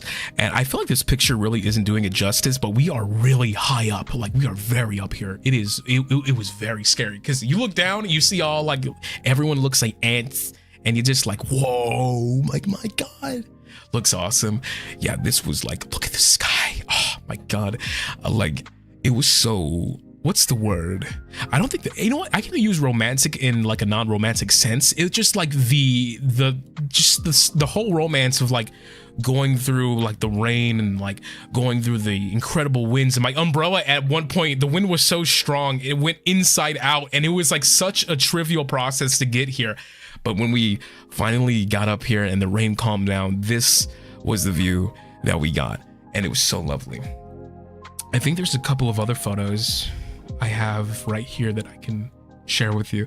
Let me, yeah, oh, this is it. This is the picture I was talking about, where like I kind of felt woozy because it was so tall. Here, let me put it right there. Look at this. Yeah, look at this shit. When you look up at this, when you like look upward, it made me feel like I was up there. Like it almost like felt like I was gonna fall down because it was so tall. Like, let me see if I can zoom in here a little bit. Yeah, look at that. Wow. That was so, I think you can go up there. Like I didn't go all the way up there. I just went like enough where I felt comfortable. But holy shit. You took it so well. Thank you. Yeah, this one was just, it's fucking beautiful. But my God, like I don't really get too woozy when it comes to like heights, because like it doesn't really like affect me that way. But seeing this amazing structure definitely made me feel a little bit like, I was like, oh, I'm feeling bouncy. Like, oh shit. Very lovely structure, I have to say. Like, my God. Let me see if I can like, wait, I don't think I can share these images because there are random pedestrians and strangers. Oh, right. Okay, I can share this. Guys, this stuff right here. Wait a minute. I need you to look at this. Hold on, let me save. Let's see. Guys, oh my God. This was so good. So I was with some bounty hunting friends and we went to go grab some snacks, and they shared with me sticky rice cake. Oh my God. Watching like the smell of this place was fucking gnarly. It was so wicked. My God. And these fucking like these little sticky rice cakes, man, I don't think sticky is like the right word. It was more than just sticky. This shit was like stuck to your fingers. It was extra gooey. It was so good. And it tasted super like surprisingly salty. It was very like, it was so yummy. I could feel my kidney stones like forming again. It was so salty, but my God, it was tasty as fuck. I think I have a better photo. Yeah, they like fried it up like in front of us too. Like, look at this. Like, you see how nice, white, and doughy they are? They like fried it up in front of you too. Like, look at this. Oh, baby. Oh my God. So one of my bounty hunting friends, and they had the fish. The fish looked a little gross to me. I wasn't too comfortable eating it because you can eat the eyes and the head and everything like that. That was a little bit too much for me. But the little sticky like rice cake, oh my God, that shit.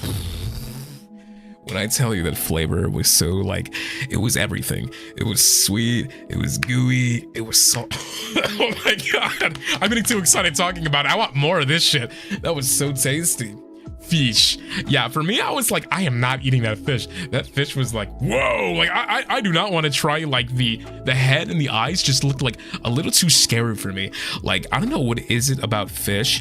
Like, yeah, I'll eat the body, I'll eat like the other stuff, but when it comes to like the giblets, you know, the giblets and everything like that, I'm like, dude, a hard fucking pass. I'm good.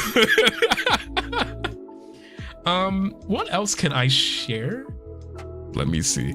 Yeah, I don't think I could share many images because a lot of it has like, you know, strangers' faces. I'm pretty sure they're not going to be comfortable with that, but I just wanted to share those small images with you. Super fucking tasty, super fucking good. One thing that I also had in the morning. Now, oh my God, dude, my fucking brain is going everywhere because I can talk about two things. I could talk about the Family Mart and the Famichiki. Fuck, dude, that chicken is so good. Oh my God. Okay, so convenience stores are a lot more fucking convenient in Japan, right? Like, they are open 24 fucking 7. Like, in the Badlands, we don't have places like that. Like places close and have a curfew, and at a certain hour, things just like shut down.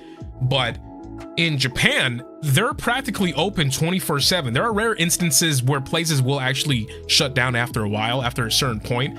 But every time I went to like the Family Mart, I went to the Konbini store, and I was just like, dude, what the fuck?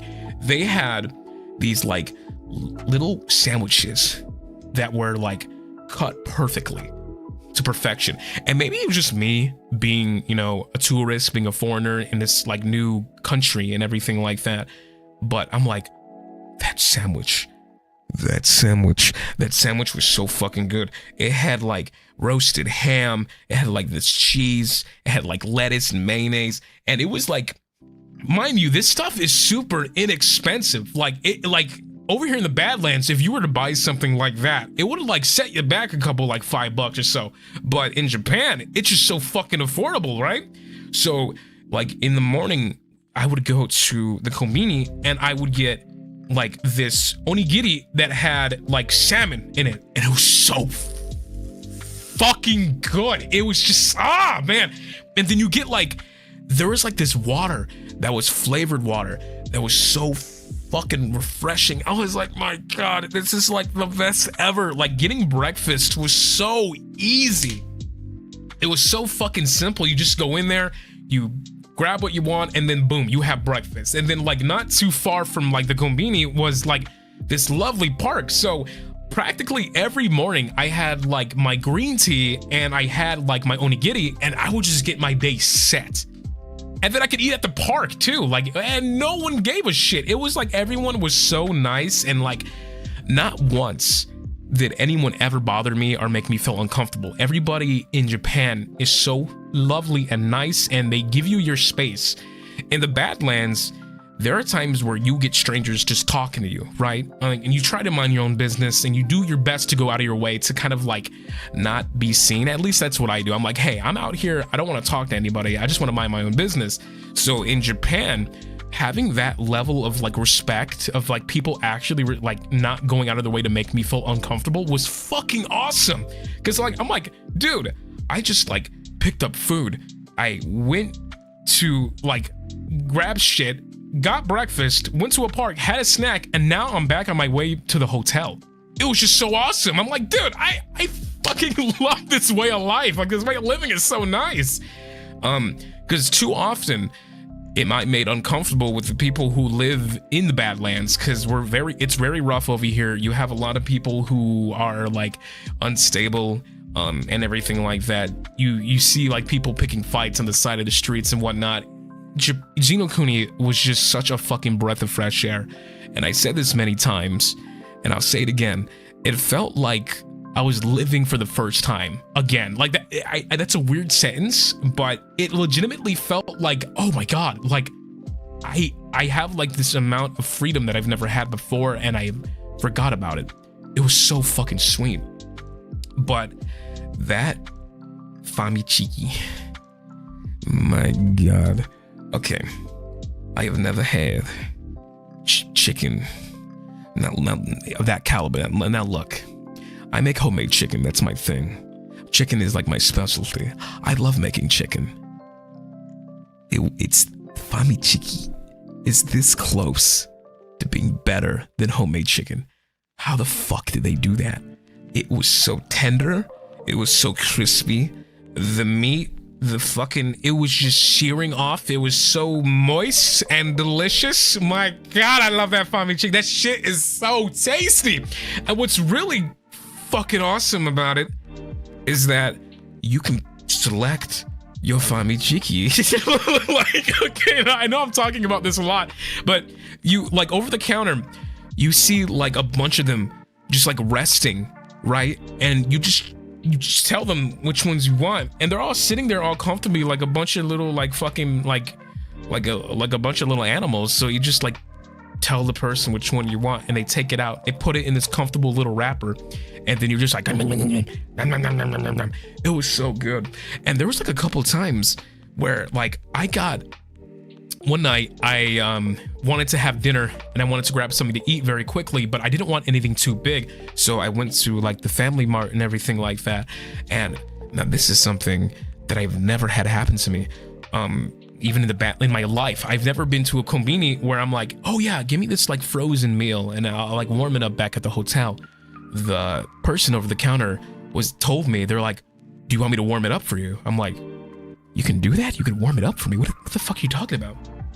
And the person is like, yeah, we have a microwave. Want me to warm it up for you? I was like, fuck yeah, I want you to warm that shit up for me. Absolutely. So, and they grabbed like the meal that I had purchased that I was like going to be warming up back at the hotel, because the hotel did have like a device that you can warm your food up with. So I was prepared for that. But at the konbini, they give you the option, free of charge completely, to warm up your food. And I'm just like, what the fuck? That is awesome. Like, you don't have that in the Badlands. You just don't have nice shit like that. Like, the convenience of it all was just so fucking like, it won me over so quickly. It's like, I know it's simple, like warming up your food, but that doesn't happen where I live. That is like a convenience we don't have. That's a luxury we don't have. It was so awesome because they're like, yeah, we'll warm it up for you. And then you have like, there was like this fruit cup that you can buy, and it was like an assortment of fruits and everything like that. And if you bought it, you could put it in this machine, and what it would do is that it would make a smoothie for you, and you would put it in this machine, and then it would go like, right? And then it would make you a fucking smoothie out of the fruit cup that you just bought. And it's just like, what the fuck? And this is all in a convenience store. Like, this is like, I make it sound like it's almost like a fucking restaurant, but no, this is just like around the corner. Like, it was just so fucking awesome. And like, once again, this is inexpensive. This is something that is incredibly affordable. This isn't like setting me back like anything horribly. I'm not like, oh, I just spent 20 bucks. Like, it was like, I just spent like $4 and I got that. It was so awesome. Our convenience stores need to step it up. Fucking right. We can't have anything good in the Badlands. Like, this is why, excuse me. This is why I really want to like live in Japan, because like everything is so convenient. And it's not just the konbini stores and everything like that. It's like even going to the train stations was like, that was the most confusing thing to me at the very beginning, because of course, as you may know, if you live in Japan or have visited Japan, the main method of transportation, it is of course going to the train stations. I was so scared at first because it's daunting, right? Because going to the train stations, man, they move like this. Like, they go inside and out. There are so many trains moving from one point to the next, and they're going so fast. And there's a few times where I had to like, I was like looking at people and they're sprinting, right? They're like running really fast to get to a station to station. And at first I'm like, oh, that's so silly. They're like late or something. I hope they don't like fall down or anything like that. And then there's a few times where I'm like, oh shit, I have to run too, because I'm like, I like gotta run to the station before it leaves.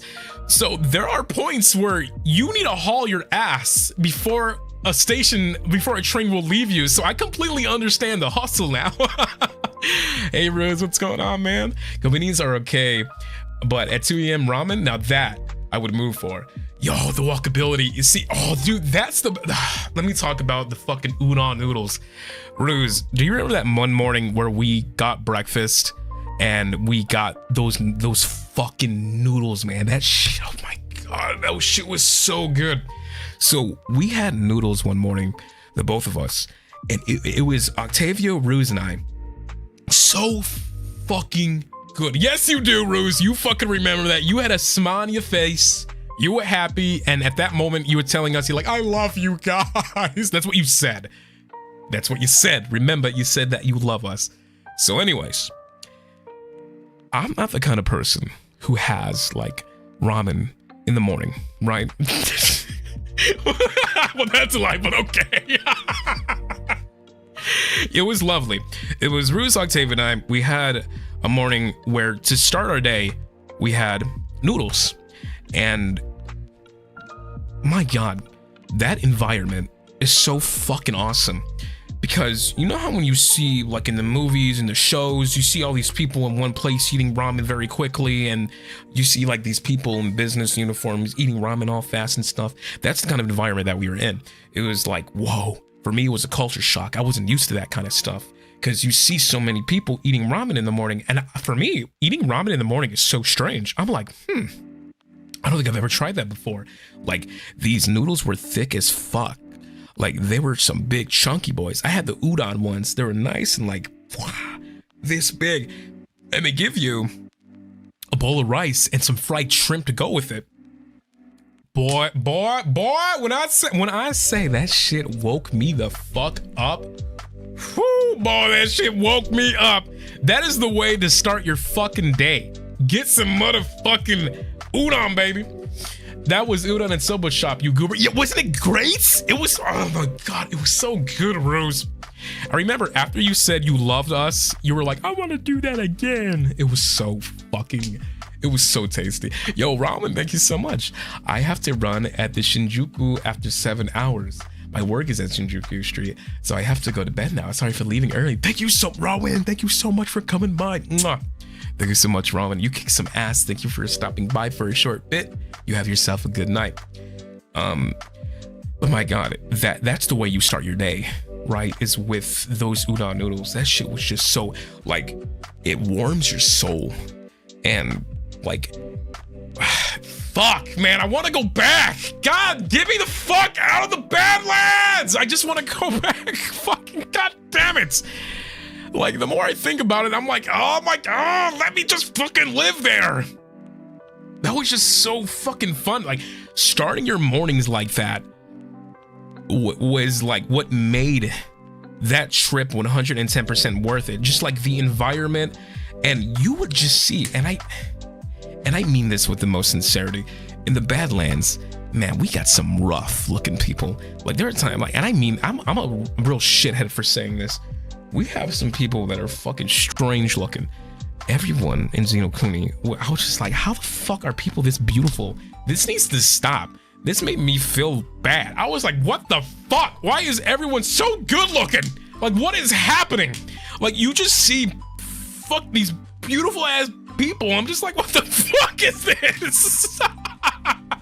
Like, everyone just looked gorgeous. And like, in the Badlands, fucking, you have people who like get up at the fucking ass crack of dawn and like don't even look proper. It's just like, these, like, everyone in Xenokuni just like has a strict professional regimen, and they manage to make themselves look fucking amazing. Even if they are tired, they still look fucking like on point. Like, my God, like, it made me a little jelly, because I'm like, shit, waking up to looking at that many beautiful people at once, I can get used to that. But back to the station talk very quickly. Ruze and I had one fucking fun experience, I'll tell you. And Ruze, if you're still here, you remember this shit. We went on a train during rush hour. I am so glad that I got to experience that, because I've heard these fucking stories, right? Of like, oh, these stations at rush hour, you don't want to fucking be on them, right? You don't want to fucking be on these stations at rush hour. I'm like, it can't be that fucking bad. How bad can it be? See, Ruze, you do fucking remember that shit. We both got on, I think we're heading to dinner I think we were headed to dinner, and we got on rush hour. And my, dude, it was fucking frightening, because like, suddenly, out of the butt fuck of nowhere, you just get like over like 60 plus people out of fucking nowhere, juiced on the train immediately. And it's just like, I'm getting crushed. Like, people just, they need to be somewhere very quickly, very fast. You get shafted into the corner immediately, or you're just stuck in the middle. Now, mind you, like I said, I was very like, I get very exhausted, get overstimulated very quickly. although I do get overstimulated fast, that experience was so fucking batshit wild that it didn't even trigger anything in me to get uncomfortable. I was like, whoa, this is fucking awesome. I know Ruze wasn't having a good time because he was getting crushed. And then at one point, I was like, Ruze, I'm sorry for bringing this up. Your fucking armpit at one point was like this fucking close to me, and I never felt so uncomfortable in my fucking life. I got like free like tier 5 level Ruze content on that fucking station. I was like, my god, we are so crushed to the point where I am staring directly into his fucking eyes, man. Like, it was that bad. And there were a couple times where like I felt bad. That's a $2,000 fee. You remember that? I was like incredibly close to you, to the point where I was like, this fucking sucks, because like my back is being blown the fuck out. Though, like, when you, and on rush hour, people could give a fuck whether or not you're uncomfortable, right?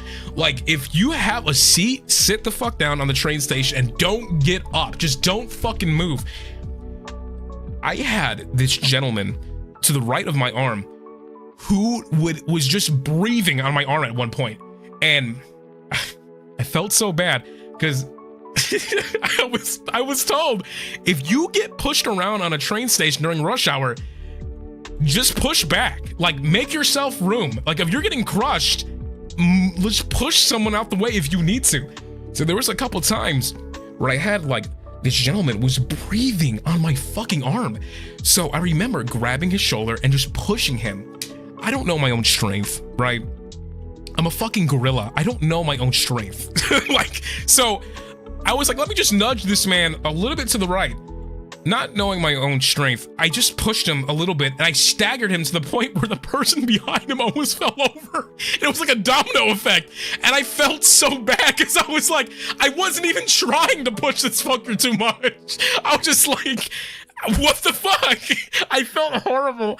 I was like, oh my God. I remember like apologizing, and he didn't say anything, but he was breathing on me. I was like, bro, you gotta get the fuck up off me, man. Like, I need room. Like, rush hour was just like, it was fun at first because you just get this experience, because you just like once again, it was like sudden people jump scare out of the fuck of nowhere. Like, it was just like an experience that I'm glad that I got to like see. But when I got to rush hour again, that was annoying as fuck. It just gets too much. Yo, Octavio! Hey! Nice to see you, man. Nice to see you, Octavio. Holy shit, wait, you were streaming? For how long? My God. Yo, Octavio, nice to see you, man. We're just talking about, like, rush hour on the fucking train station. That shit was insane. Oh my God. 8 hours, 7 hours, yo! Octavio, man, take it easy. Take a break. Get some sleep, my boy. Holy shit. 7-hour stream. Holy shit. Nice to see you, Octavio. Nice to have you, my man. But, yeah, the stations were really difficult to get used to. I had my manager with me most of the time to kind of like grow accustomed to like transportation. But the best thing that I did was go and like get lost on my own. Because I was like, okay, let me try to make it to this station by myself. And one thing that will save your ass, and if you ever go to Japan to go visit, your phone. Use your Google Maps, use your maps, whatever device that has a map, it will show you exactly what station you need to go to, where it's gonna stop, when you need to arrive, and everything like that. It is such a fucking amazing device. I do not understand how you can go to your day-to-day life without using your phone. It is a necessity. You need it. You just do. Yo, Matito, thank you so much for the 20 gift. Holy shit. Mwah. Thank you so much for the generous amount. Yeah, the best place to get lost is Shinjuku. Oh my God, there was a... Okay, let me think about this story. Let me see if I can phrase this story in a way where I can talk about it. Okay, so forgive me for not remembering the name of the place, but really big place. It had a bunch of anime like figurines and stuff. I did buy quite a few stuff for myself. But at one point, I entered the Hololive section of this store. I'm a loudmouth, right? I was with a friend at the time, and we were just talking. Aki, oh yeah, it was Aki. Yeah, it was that place. We went there, and I entered the fucking Twilight Zone, which was just Hololive merch as far as the fucking eyes can see. And it was at that moment where I was like, I need to shut the fuck up, because there are so many, like, for some reason, I haven't, like, I don't know what it is about my brain. I don't really think about like how fucking massive Hololive and HOLOSTARS is and everything like that. But when you see so many awesome people in one place buying all the merch, you get a good scale of how massive things really are. And I was like, oh my god, there's so many people buying all this cool shit. And when they were playing the music and everything like that, I was like, yo, this is so sick. Like on the inside, I was screaming, but I was fucking nervous because I was masked up and everything. I was like incognito mode and trying my best to be stealthy so nobody would notice me. So I'm like amongst like these fucking amazing fans buying all the merch, and I'm looking at this stuff and I'm like, damn, we got some good ass merch, boy. Shit, this stuff looks amazing. And I did pick up quite a few things from my shelf there, and it was just like so cool being in that environment, and so many people were like getting their fucking toys and their standees and their acrylic stands and all this shit. I was like, man, this is awesome. Yeah, but I had to be super quiet. I had to make sure that no one noticed me. And anytime I was talking to someone, I was like doing a funny voice so that I wouldn't be noticed. And thankfully at that point, I was kind of sick already. So in conjunction with being sick, I was very unnoticeable. But my God, that store was so cool. I did buy a Hawks figure, Hawks from My Hero. I love Hawks so much, and so does my mama. And the moment I saw this Hawks figurine, I was like, oh, dude, I gotta buy that for my mama. She's gonna fucking flip her shit when she sees it. I did tag her on it. Hopefully she sees it at some point, but I saw, oh my God, the fucking figures were just so sick, man. There is like this place, and I got like, excuse me, this might be a spoiler, Gear 5 Luffy figurine that I bought. I got this free rent figurine that's so fucking sick. She's so goddamn cute. And like, man, if I was in that store for more than 5 minutes, I swear to God, I would have bought so much shit. We had these, oh, I really wanted to buy this Nendoroid. It was a Nendo of like, what's her name? She's like she's like from The Ring. I forget her name.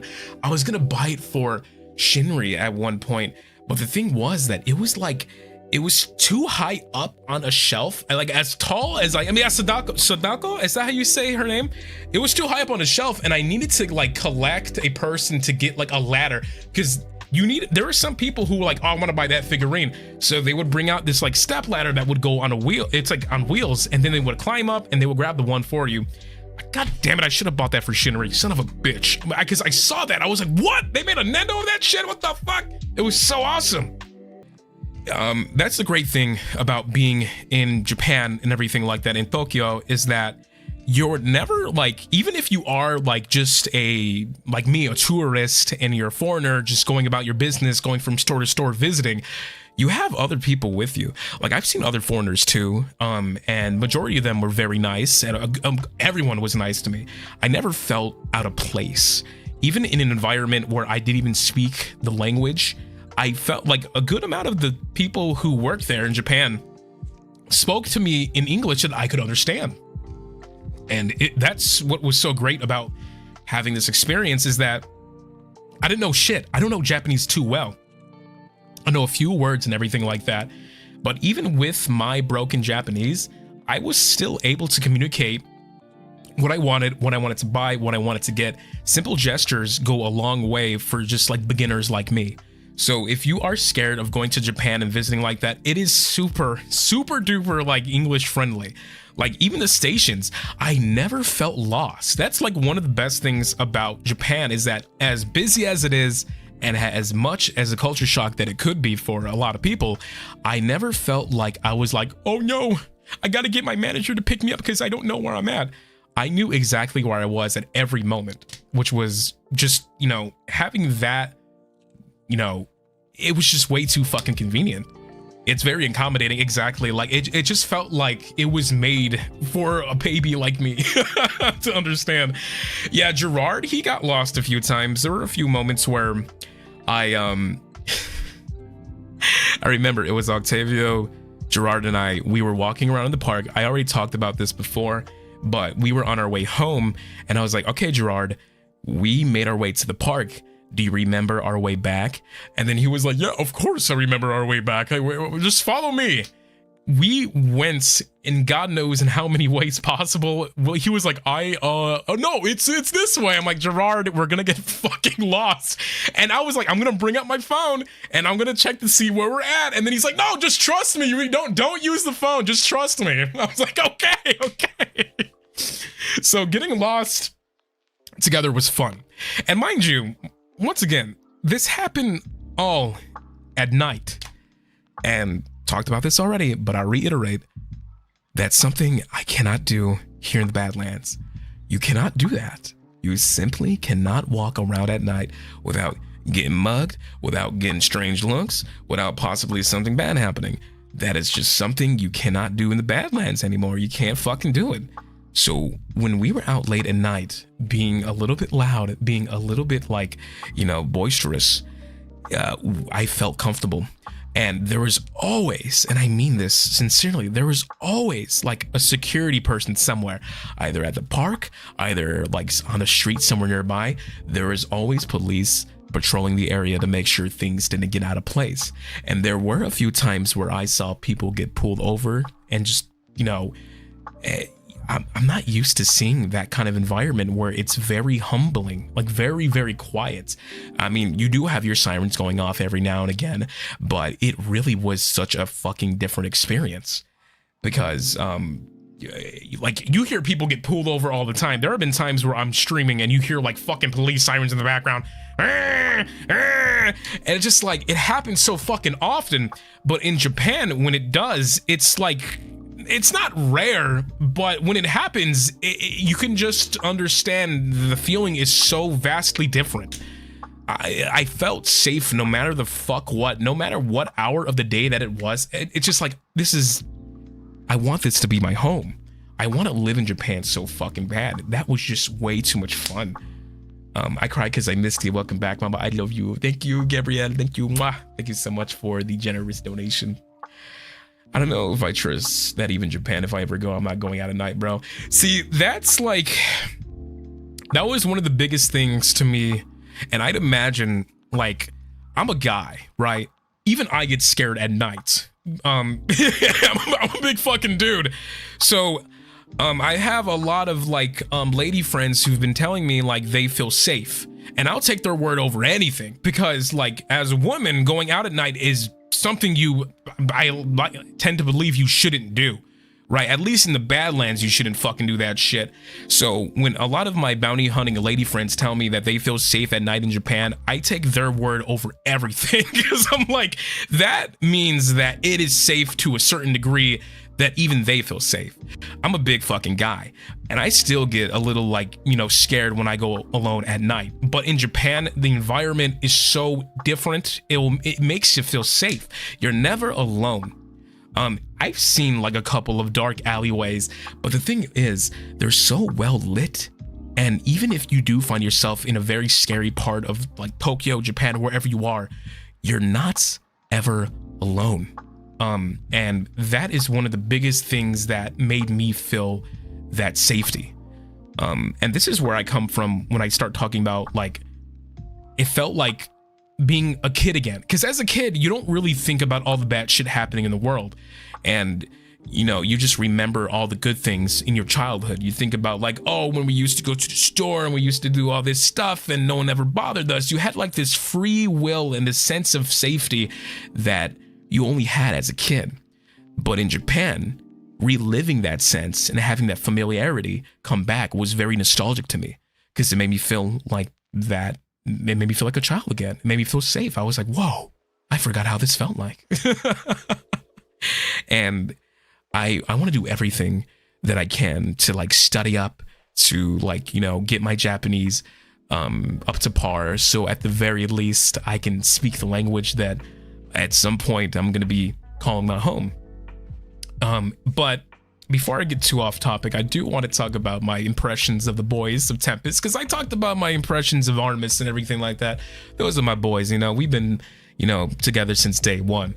But my impressions of the boys in Tempest were I want to talk about Haka, because Haka, he's a big brother, right? That's a big brother to me. I feel like no matter the fuck what, Haka has my back. I remember this is embarrassing to talk about, I got shit-faced.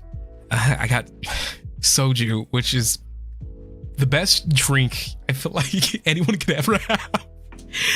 I can't talk about it too much, but just know that I had a good amount of drink and I was feeling a little bit of a buzz. And I, you know, was being a little silly. Haka was generous enough to help me get service on my phone, because when I entered Japan, you need like this weird application that you can get. It's like an electronic SIM, an eSIM, to give you a good amount of data so that you can survive a short amount of time in Japan. I didn't have that, so Haka, out of the generosity of his heart, was like, yo, give me your phone, give me your information, and I'll get this set up for you. And I was like, yeah, fuck yeah, of course, dude. And mind you, I was completely blitzed. So the fact that he went out of his way to take care of me in that way goes to show you how big Haka's heart is. Like he managed to help me out, you know, in a very good way. Because the next day I was like, I have service on my phone. This is amazing. Yeah, he's got big brother vibes. He's your stepfather? No, he's more of a brother to me. I wouldn't say he's my dad. Like my dad is, no, he's not. He's daddy to maybe to you, June. Maybe he's daddy to you, but he's a brother to me. Like, what the fuck? Like, I don't know. I don't get daddy vibes from Haka, and like, unless you're that kind of person. For me, it was big brother vibes. Okay.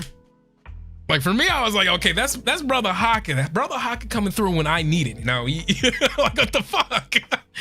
Well, fucking. Okay, one thing I want to mention. It's like 30 degrees outside. It's fucking cold as shit. I don't know what it is about Haka.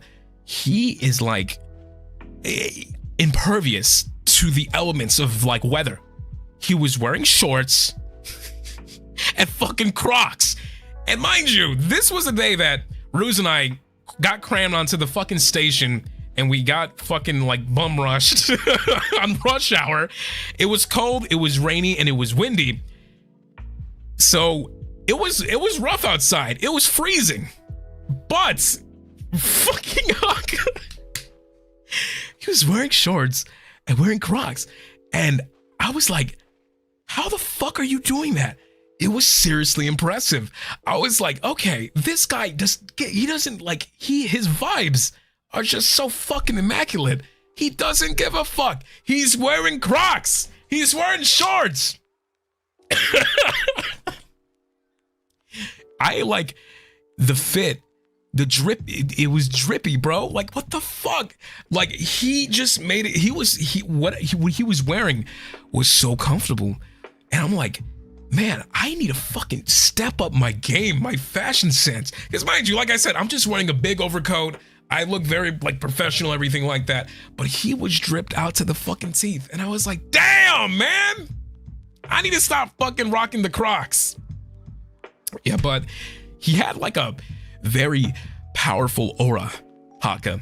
Very like warm, you know? I love that about Haka. And he would throw it back. He would twerk in the most expensive rooms in the studio. And I could not believe what I was witnessing. Like, he doesn't give a fuck. Like, like it's fucking... Like, hey, what are you doing? You're fucking throwing your ass back in like the most expensive room I've ever seen. Like the fucking room itself was like more money than I would ever make in my fucking life alone, and fucking Haka's twerking in it. It was just so fucking funny. Like Haka's vibes, man. Like it just feels good to be fucking around him, man. Excuse me. Battle, I felt like Battle, he looks so sleepy. When I looked at Battle, I was like, bro, is this man sleepy? Yeah, fucking, is this the Eeper, bro? Like, is he tired? What's happening? But he's very well-mannered. Like, Battle is super fucking well-mannered, like surprisingly well-mannered. Like he folds his hands when he's at the dinner table. He's very like, he talks to you when you talk to him. He's super well-mannered. And for some reason, like his sense of fashion, for fuck's sake, like this. Okay, so one thing that I noticed about Battle immediately was like the amount. I'm like, how the fuck can one human being wear so many rings at once? Like, how the fuck are you doing that? I was wearing only like a couple. I was like wearing some ice. I had 2 rings. I had my watch and everything like that. And I remember I remember this.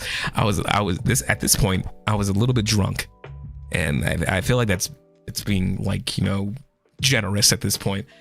I was like, oh, my ring. I want to give Battle my ring because I had like a really cool goth looking skull ring, and I'm like, oh, let me give it to Battle. And I was like, yo, Battle, I want you to have this ring. And he was like, yo, man, thanks. And then he puts it on his finger. Me not knowing how gargantuan I am, I have thick fingers, right? I have the yaoi hands. So when you look at, like, he made an attempt to put the ring on his finger, and it just fell through his finger because his hands are tiny. And he was like, yeah, I can't wear this shit. And then he told me, he was like, you know what?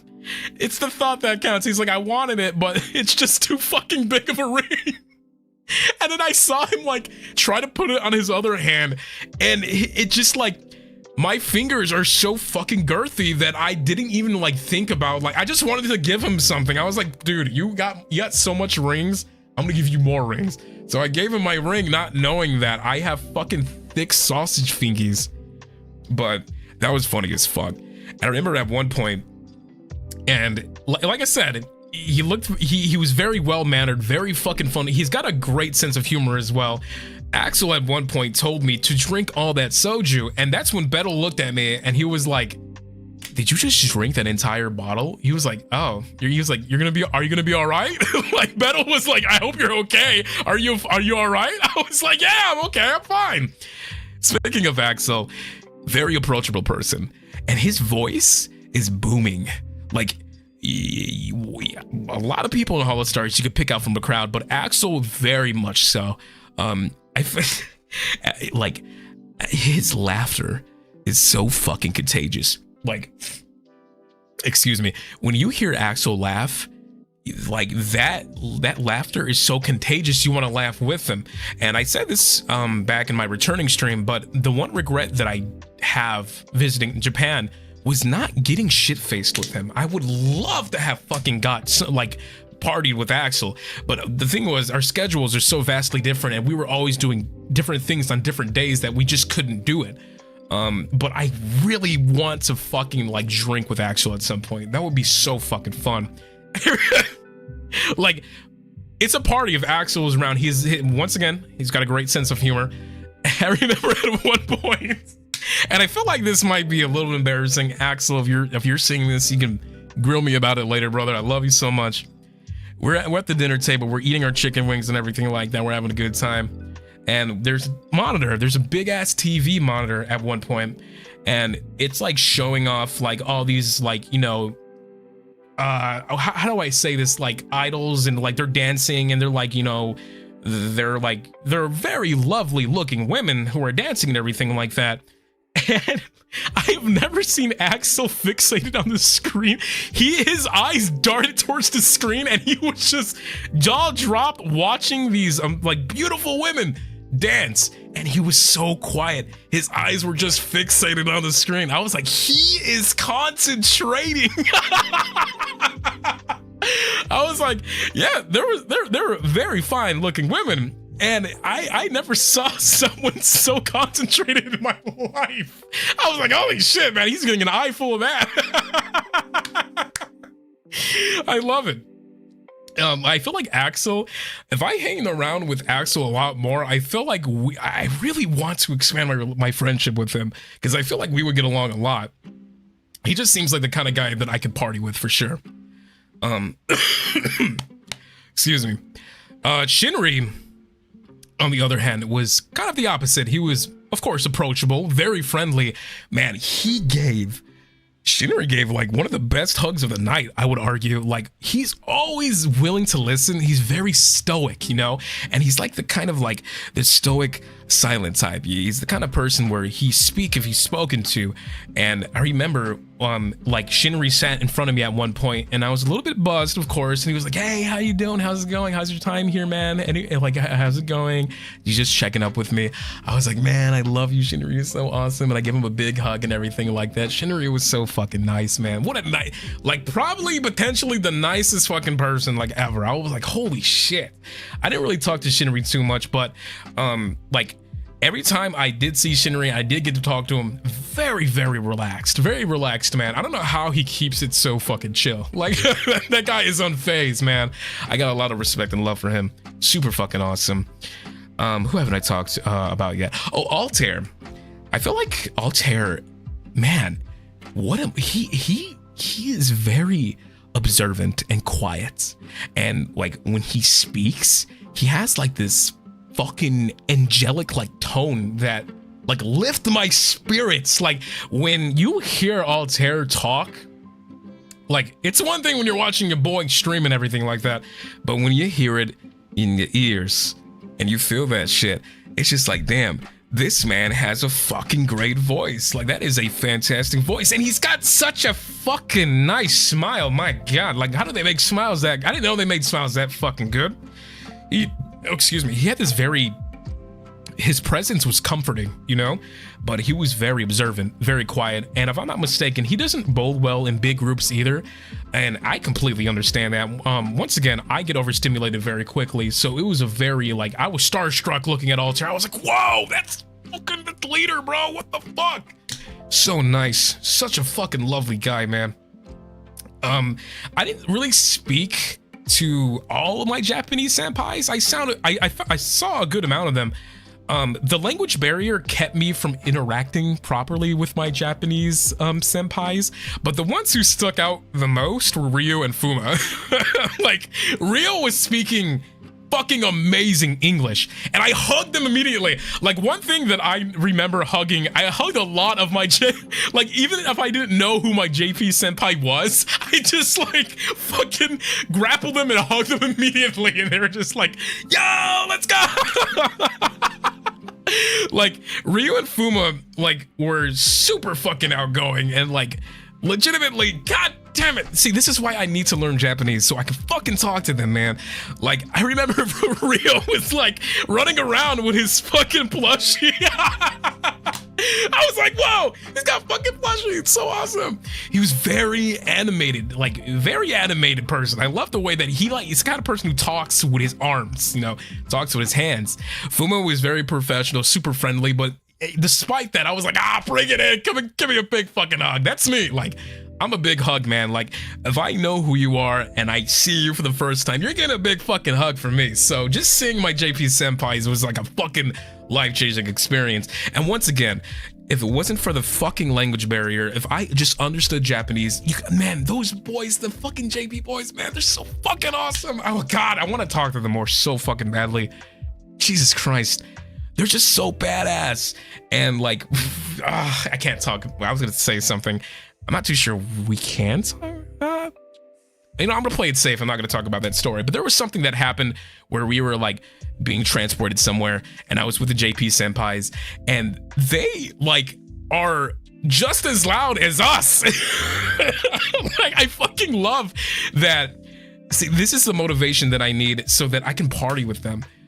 Because they're equally just as batshit fucking insane as we are, and that's what makes me feel so warm and welcomed by my JP senpais. Because if we could just understand each other, I feel like we can do fucking great things. I need to understand Japanese. I'm going to fucking learn. They're rowdy. Yeah, man, that's why I fucking love them, because I'm just like, hey, yo, when the fuck can we drink together? I want to drink with my JP senpais too, baby. That'll be so much fun. Damn it. That experience was just like, that was everything. Like meeting all the senpais, meeting my JP senpais, meeting my boys and ARMIS and everything like that. Like, just to think that only happened like a couple weeks ago now. Like 2 weeks ago. I can't believe time flies that fucking fast. I miss it, man. Like I'm thinking about it now. Like I did that. I went to Japan. I never thought in my life that I'd go there. Like, what the fuck is that? I remember during our Four Swords collab. So we played Four Swords. It was I think at some point Bettel was gonna be there, but he was a bit busy, so he couldn't make it. So it was Ruze, Flay, Haka, and I. We played Four Swords, and I was, you know, you can like tell during that stream I was a little like coughing. I was like not doing the best.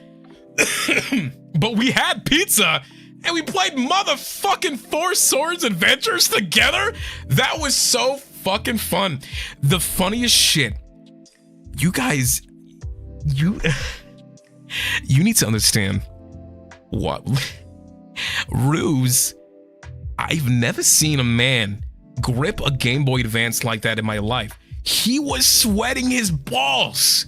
I've never seen a man try so hard. Like, he was like shaking the fucking controller and like leaning forward and like going backwards and everything like that. Like, man, yo, Ruze is having a lot of fun. And it was just so funny seeing him like grip this fucking small device with his big ass hands. It was just so fucking fun. Like, fucking Flayon, thank you so much, by the way, for setting that up. Like, Flay, like, you guys didn't see this, but here's a great fucking story. We were trying to get the game set up, and for some reason, the disc was just not being read. Nintendo GameCube has like, it had this issue where sometimes, thank you so much guys for the fucking amazing amount of gifted gifts. Holy shit. Mwah. Thank you so much, Rosary, for the amazing amount. Holy moly.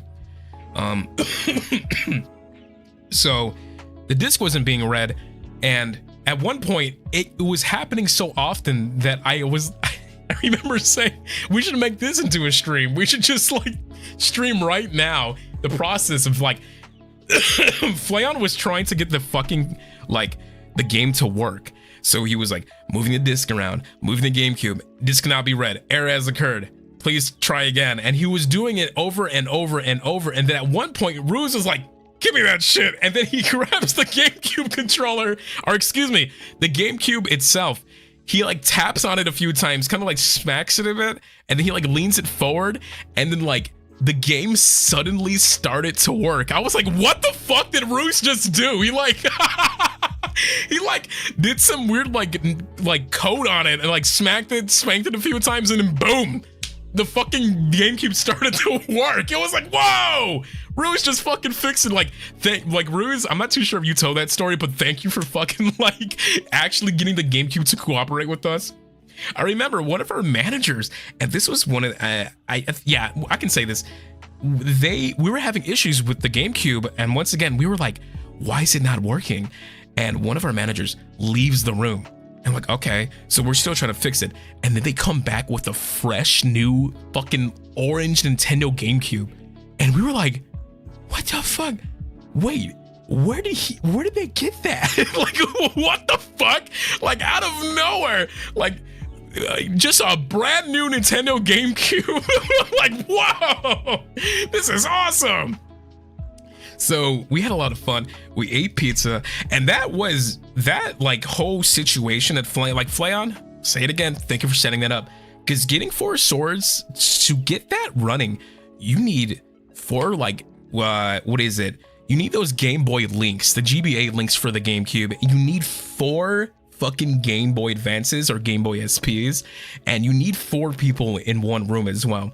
That is not an easy game by any means to like stream, because you need the fucking equipment and you need the proper recording, like game capturing device stuff too, and getting all those devices to work. Mind you, this is on a Nintendo GameCube, This is original hardware. Like, there's no funny business going about this. So the fact that Flay had all this shit packed into his fucking humongous backpack, it was just like, man, that was like, you're not gonna see like Four Swords being played that often unless at some point Nintendo does a big head move and is like, you know what, guys, we're re-releasing Four Swords. I would love to see that. That would be fucking amazing. Please let that happen at some point, because that game is so much fun. That game is so much fucking fun. I gotta play more of it at some point. I'm not too sure how. Like, I gotta get like Flay in an off collab at some point. I would love to do an off collab with Flay. But that was a fun fucking stream. Oh my god, what the fuck? We've been talking for 2 fucking hours? Holy shit. Man, time is flying by. Let me see my notes. Let me look at my notes very quickly. What haven't I talked about yet? I already talked. Oh my god. Oh my god. I need to talk to you guys about the flight back, because I have an even fucking stranger experience. Oh my god. Okay, so here. Where do I begin with this? I'm not gonna say what what airplane it was, what like service it was, because I don't want to incriminate them. When you get a flight delay, what do you think about? Like, oh, my flight has been delayed. It's like a 4-hour, 5-hour thing. I'll chill for 4 to 5 hours, right? My flight delay was 11 hours. That's an entirely different fucking day. Like, that's not a delay. That's just an entirely fucking completely different, like, day of the fucking week. 11-hour fucking delay. I remember, I didn't know what to do. We were on the airplane, and then the fucking guy over the counter is like, okay, ladies and gentlemen, I just want you guys to know very quickly that things are going as expected and the flight has been delayed. Get the fuck off. He told us to like get off the airplane. I was like, get off the airplane? Like, what's gonna happen? Like, are we getting back on the airplane? And it was like something maintenance went wrong and the fucking captain ran home or some shit. I don't know what the fuck it was. But the flight got delayed. And mind you, I'm in the Badlands again. I'm not in the best airport that there is. And so they tell us, yeah, okay, sorry about that. 11-hour flight. It's gonna be back up in the morning. If you guys can, we're gonna email you to compensate for this issue. We're gonna give you a free stay at a hotel. And we're gonna give you a snack voucher. Yay! Everything's okay. Everything's just fine because we're giving you a snack voucher, and you're going to go to a hotel that's fucking terrible, by the way, that I never went to, because the place that I was in the Badlands, they're like, yeah, here, take this hotel thing, and you'll be fine. You'll stay at the hotel free of charge. It was horrible. I heard nightmare stories about this hotel, so I didn't go. I was like, wait, I don't want to go to this hotel. Can I stay at the airport? And they're like, yeah, you can. You can sit right there and wait 11 hours. And I was like, fuck it. I'm not gonna move a muscle. And this other old lady next to me was kind of on the same boat. She was like, I don't want to go to the hotel. I'm staying right here. Get my fucking snack voucher. And they gave us our snack vouchers. And me and this old lady, like, I actually got to talk to this lady. And she was very visceral, very angry, very like, any motherfucker, I don't want to stay here. She was going off. And then we had our snack vouchers and we headed to, I remember I was like, kind of, understanding how upset she was. So we took our snack vouchers. The both of us went to the fucking vending machine and we got like these fucking king size Reese's peanut butter fucking like cup. And we sat down and we're like eating Reese's together, all angry and shit. It was so funny because, the airport, it was empty. It was completely fucking empty at one point. And most people actually took the hotel vouchers except for me and this old lady. So we're sitting down eating Reese's peanut butter cups and I'm like drinking Coca-Cola and I'm like, hey, you know what? This ain't that bad. And like the the people who, it wasn't completely empty. There was actually workers there like cleaning the floors and everything like that. But I was like adventuring. It's a big ass airport. It was pretty nice for where the area was at. So I'm like walking these empty halls and I'm like, this doesn't happen often. Like there's nobody here. And I'm just like allowed to like go in these stores and everything like that too. Like some of them were closed, but I had my big Reese's peanut butter cup. I had chocolate all over my face. I was just eating. And then I went on the, like, of course, they still have those escalator, like, walkways that are, like, you know, straight, so you can just stand on them. And I'm just, like, riding them and everything, eating my Reese's peanut butter cup.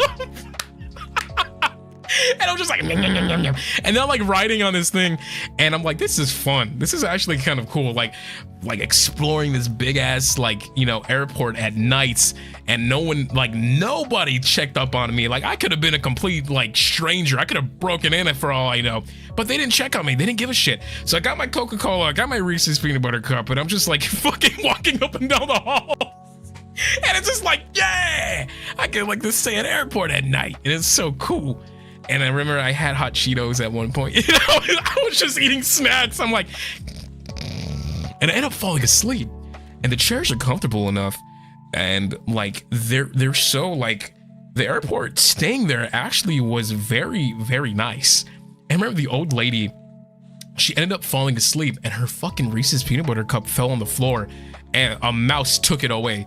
I saw a fucking mouse bite it and the mouse ran away. I saw its little tail like take away the Reese's peanut butter cup. I was like, there's a fucking mouse up in this bitch. What is going on? It was so fucking wild. Like that airport was trash. Like we had fucking mice and shit. I was like, oh my God, what is happening? That fucking sucked because I was like, I don't want fucking mouse to go on my Coca-Cola and eat my Cheetos. It was a fun experience, but of course after like that flight, after 11 hours go by, finally go home and I'm like, thank God. And then you know when you land and then you wait for your luggage and you're just waiting for your luggage and then you're just waiting and it's going around the little like fucking conveyor belt. I'm waiting for my luggage and it's not coming. I'm like, where the fuck is my luggage? And I'm waiting and I'm waiting and I'm waiting and I'm waiting. And then all the luggages from that flight are gone. And I'm like, where's my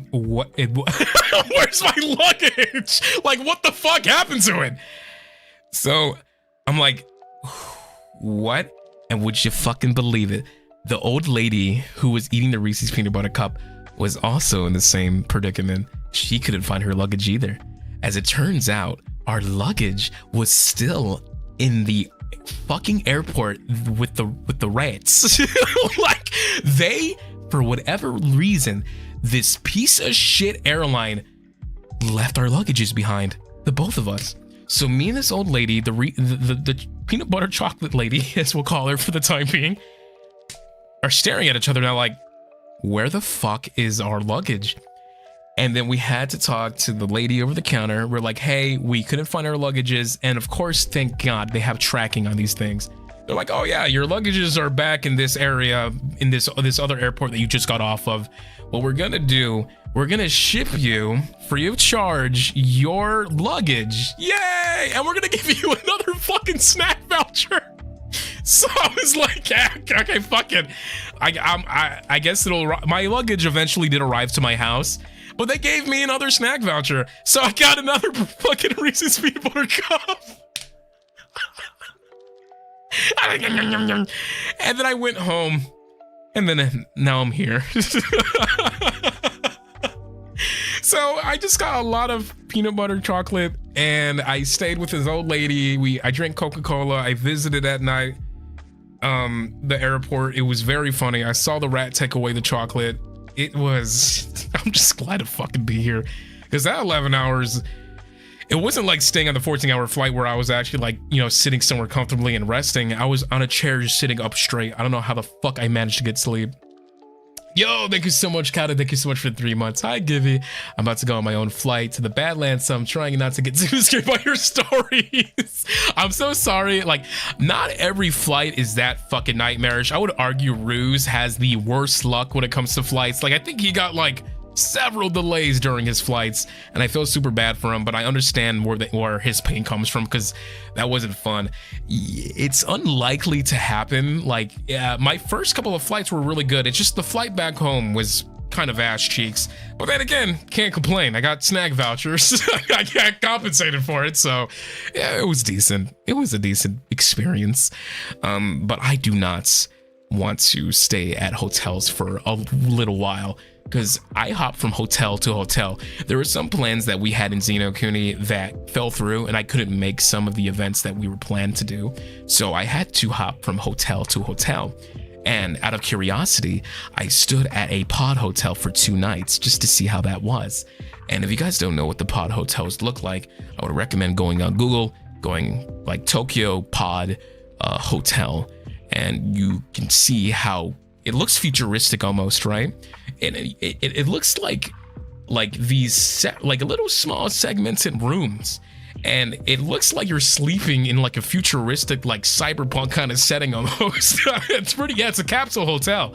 It was really awesome. Fuck, that shower kicked ass, because like, once again, you're standing in it and you have like this mirror, and it like keeps you nice and warm, and the water jets just fucking smack you at every angle. It's just like, dude, I love this shit.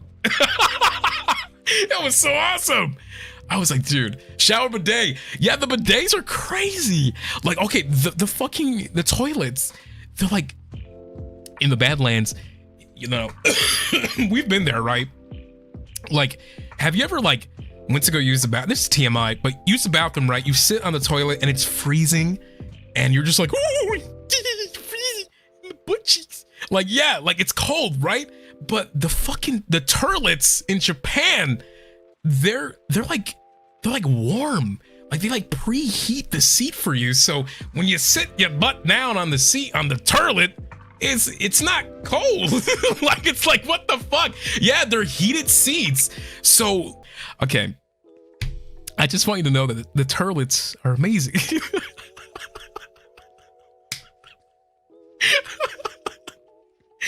Oh my god. We know how bidets work. No, you don't understand. These bidets fucking amazing. Yeah, but there were also, I stayed at this other hotel, super fancy fucking hotel, and the bath, oh my god, taking a bath, like, they're like egg shaped. These baths, right? The bathtub is egg shaped, so you can like cannonball, like hold your knees inside of the fucking like bathtub, and you can float in the water. I'm like, dude, this fucking bath is amazing. And then like they have these suds, these bubbles that you can pour on, like, you know, the water, and it was so fucking relaxing. I was like, dude, and they have like this there was like this armrest on the inside of the bathtub, so if you wanted to fall asleep, you could, right? Because they had these armrests so that you wouldn't like fall in the water and drown. They like conveniently placed these armrests so that you could just sleep and relax.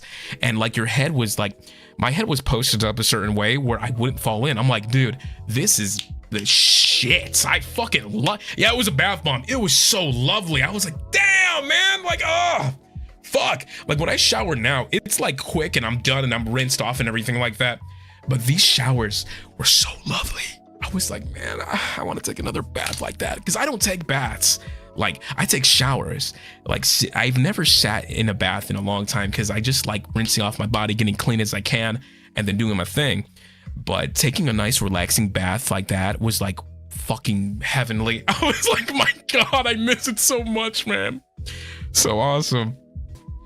But yeah, that was my experience in Xenokuni in a nutshell. I'm trying to think of anything else I haven't touched up on yet. I'm not too sure if there anything else I could speak about other than just like general, like, you know, going to the parks were fucking brilliant. The shrines too. Those fucking shrines were fucking massive. Like, oh my god, beautiful fucking shrines. I'm just like, I don't even know what this shit says. I just know that I'm in an important place. It just seems so fucking well done and lovely. Like, my God. Felicium.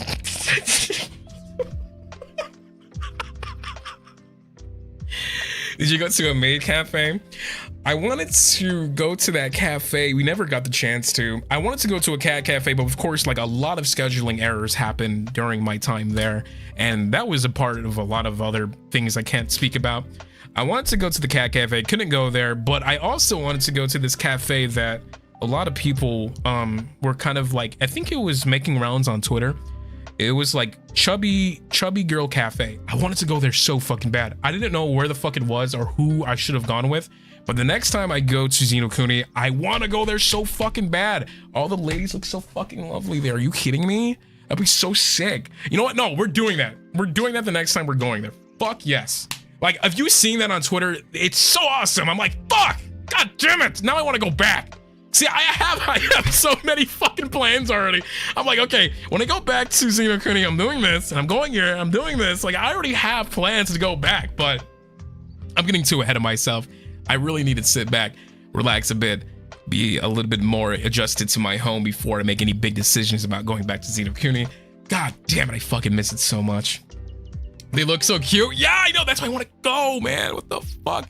You kind of go there for, like, the environment and everything like that. That place is just fucking gorgeous. My God. My voice, I'm losing my voice right now. I've been talking for 2 hours straight.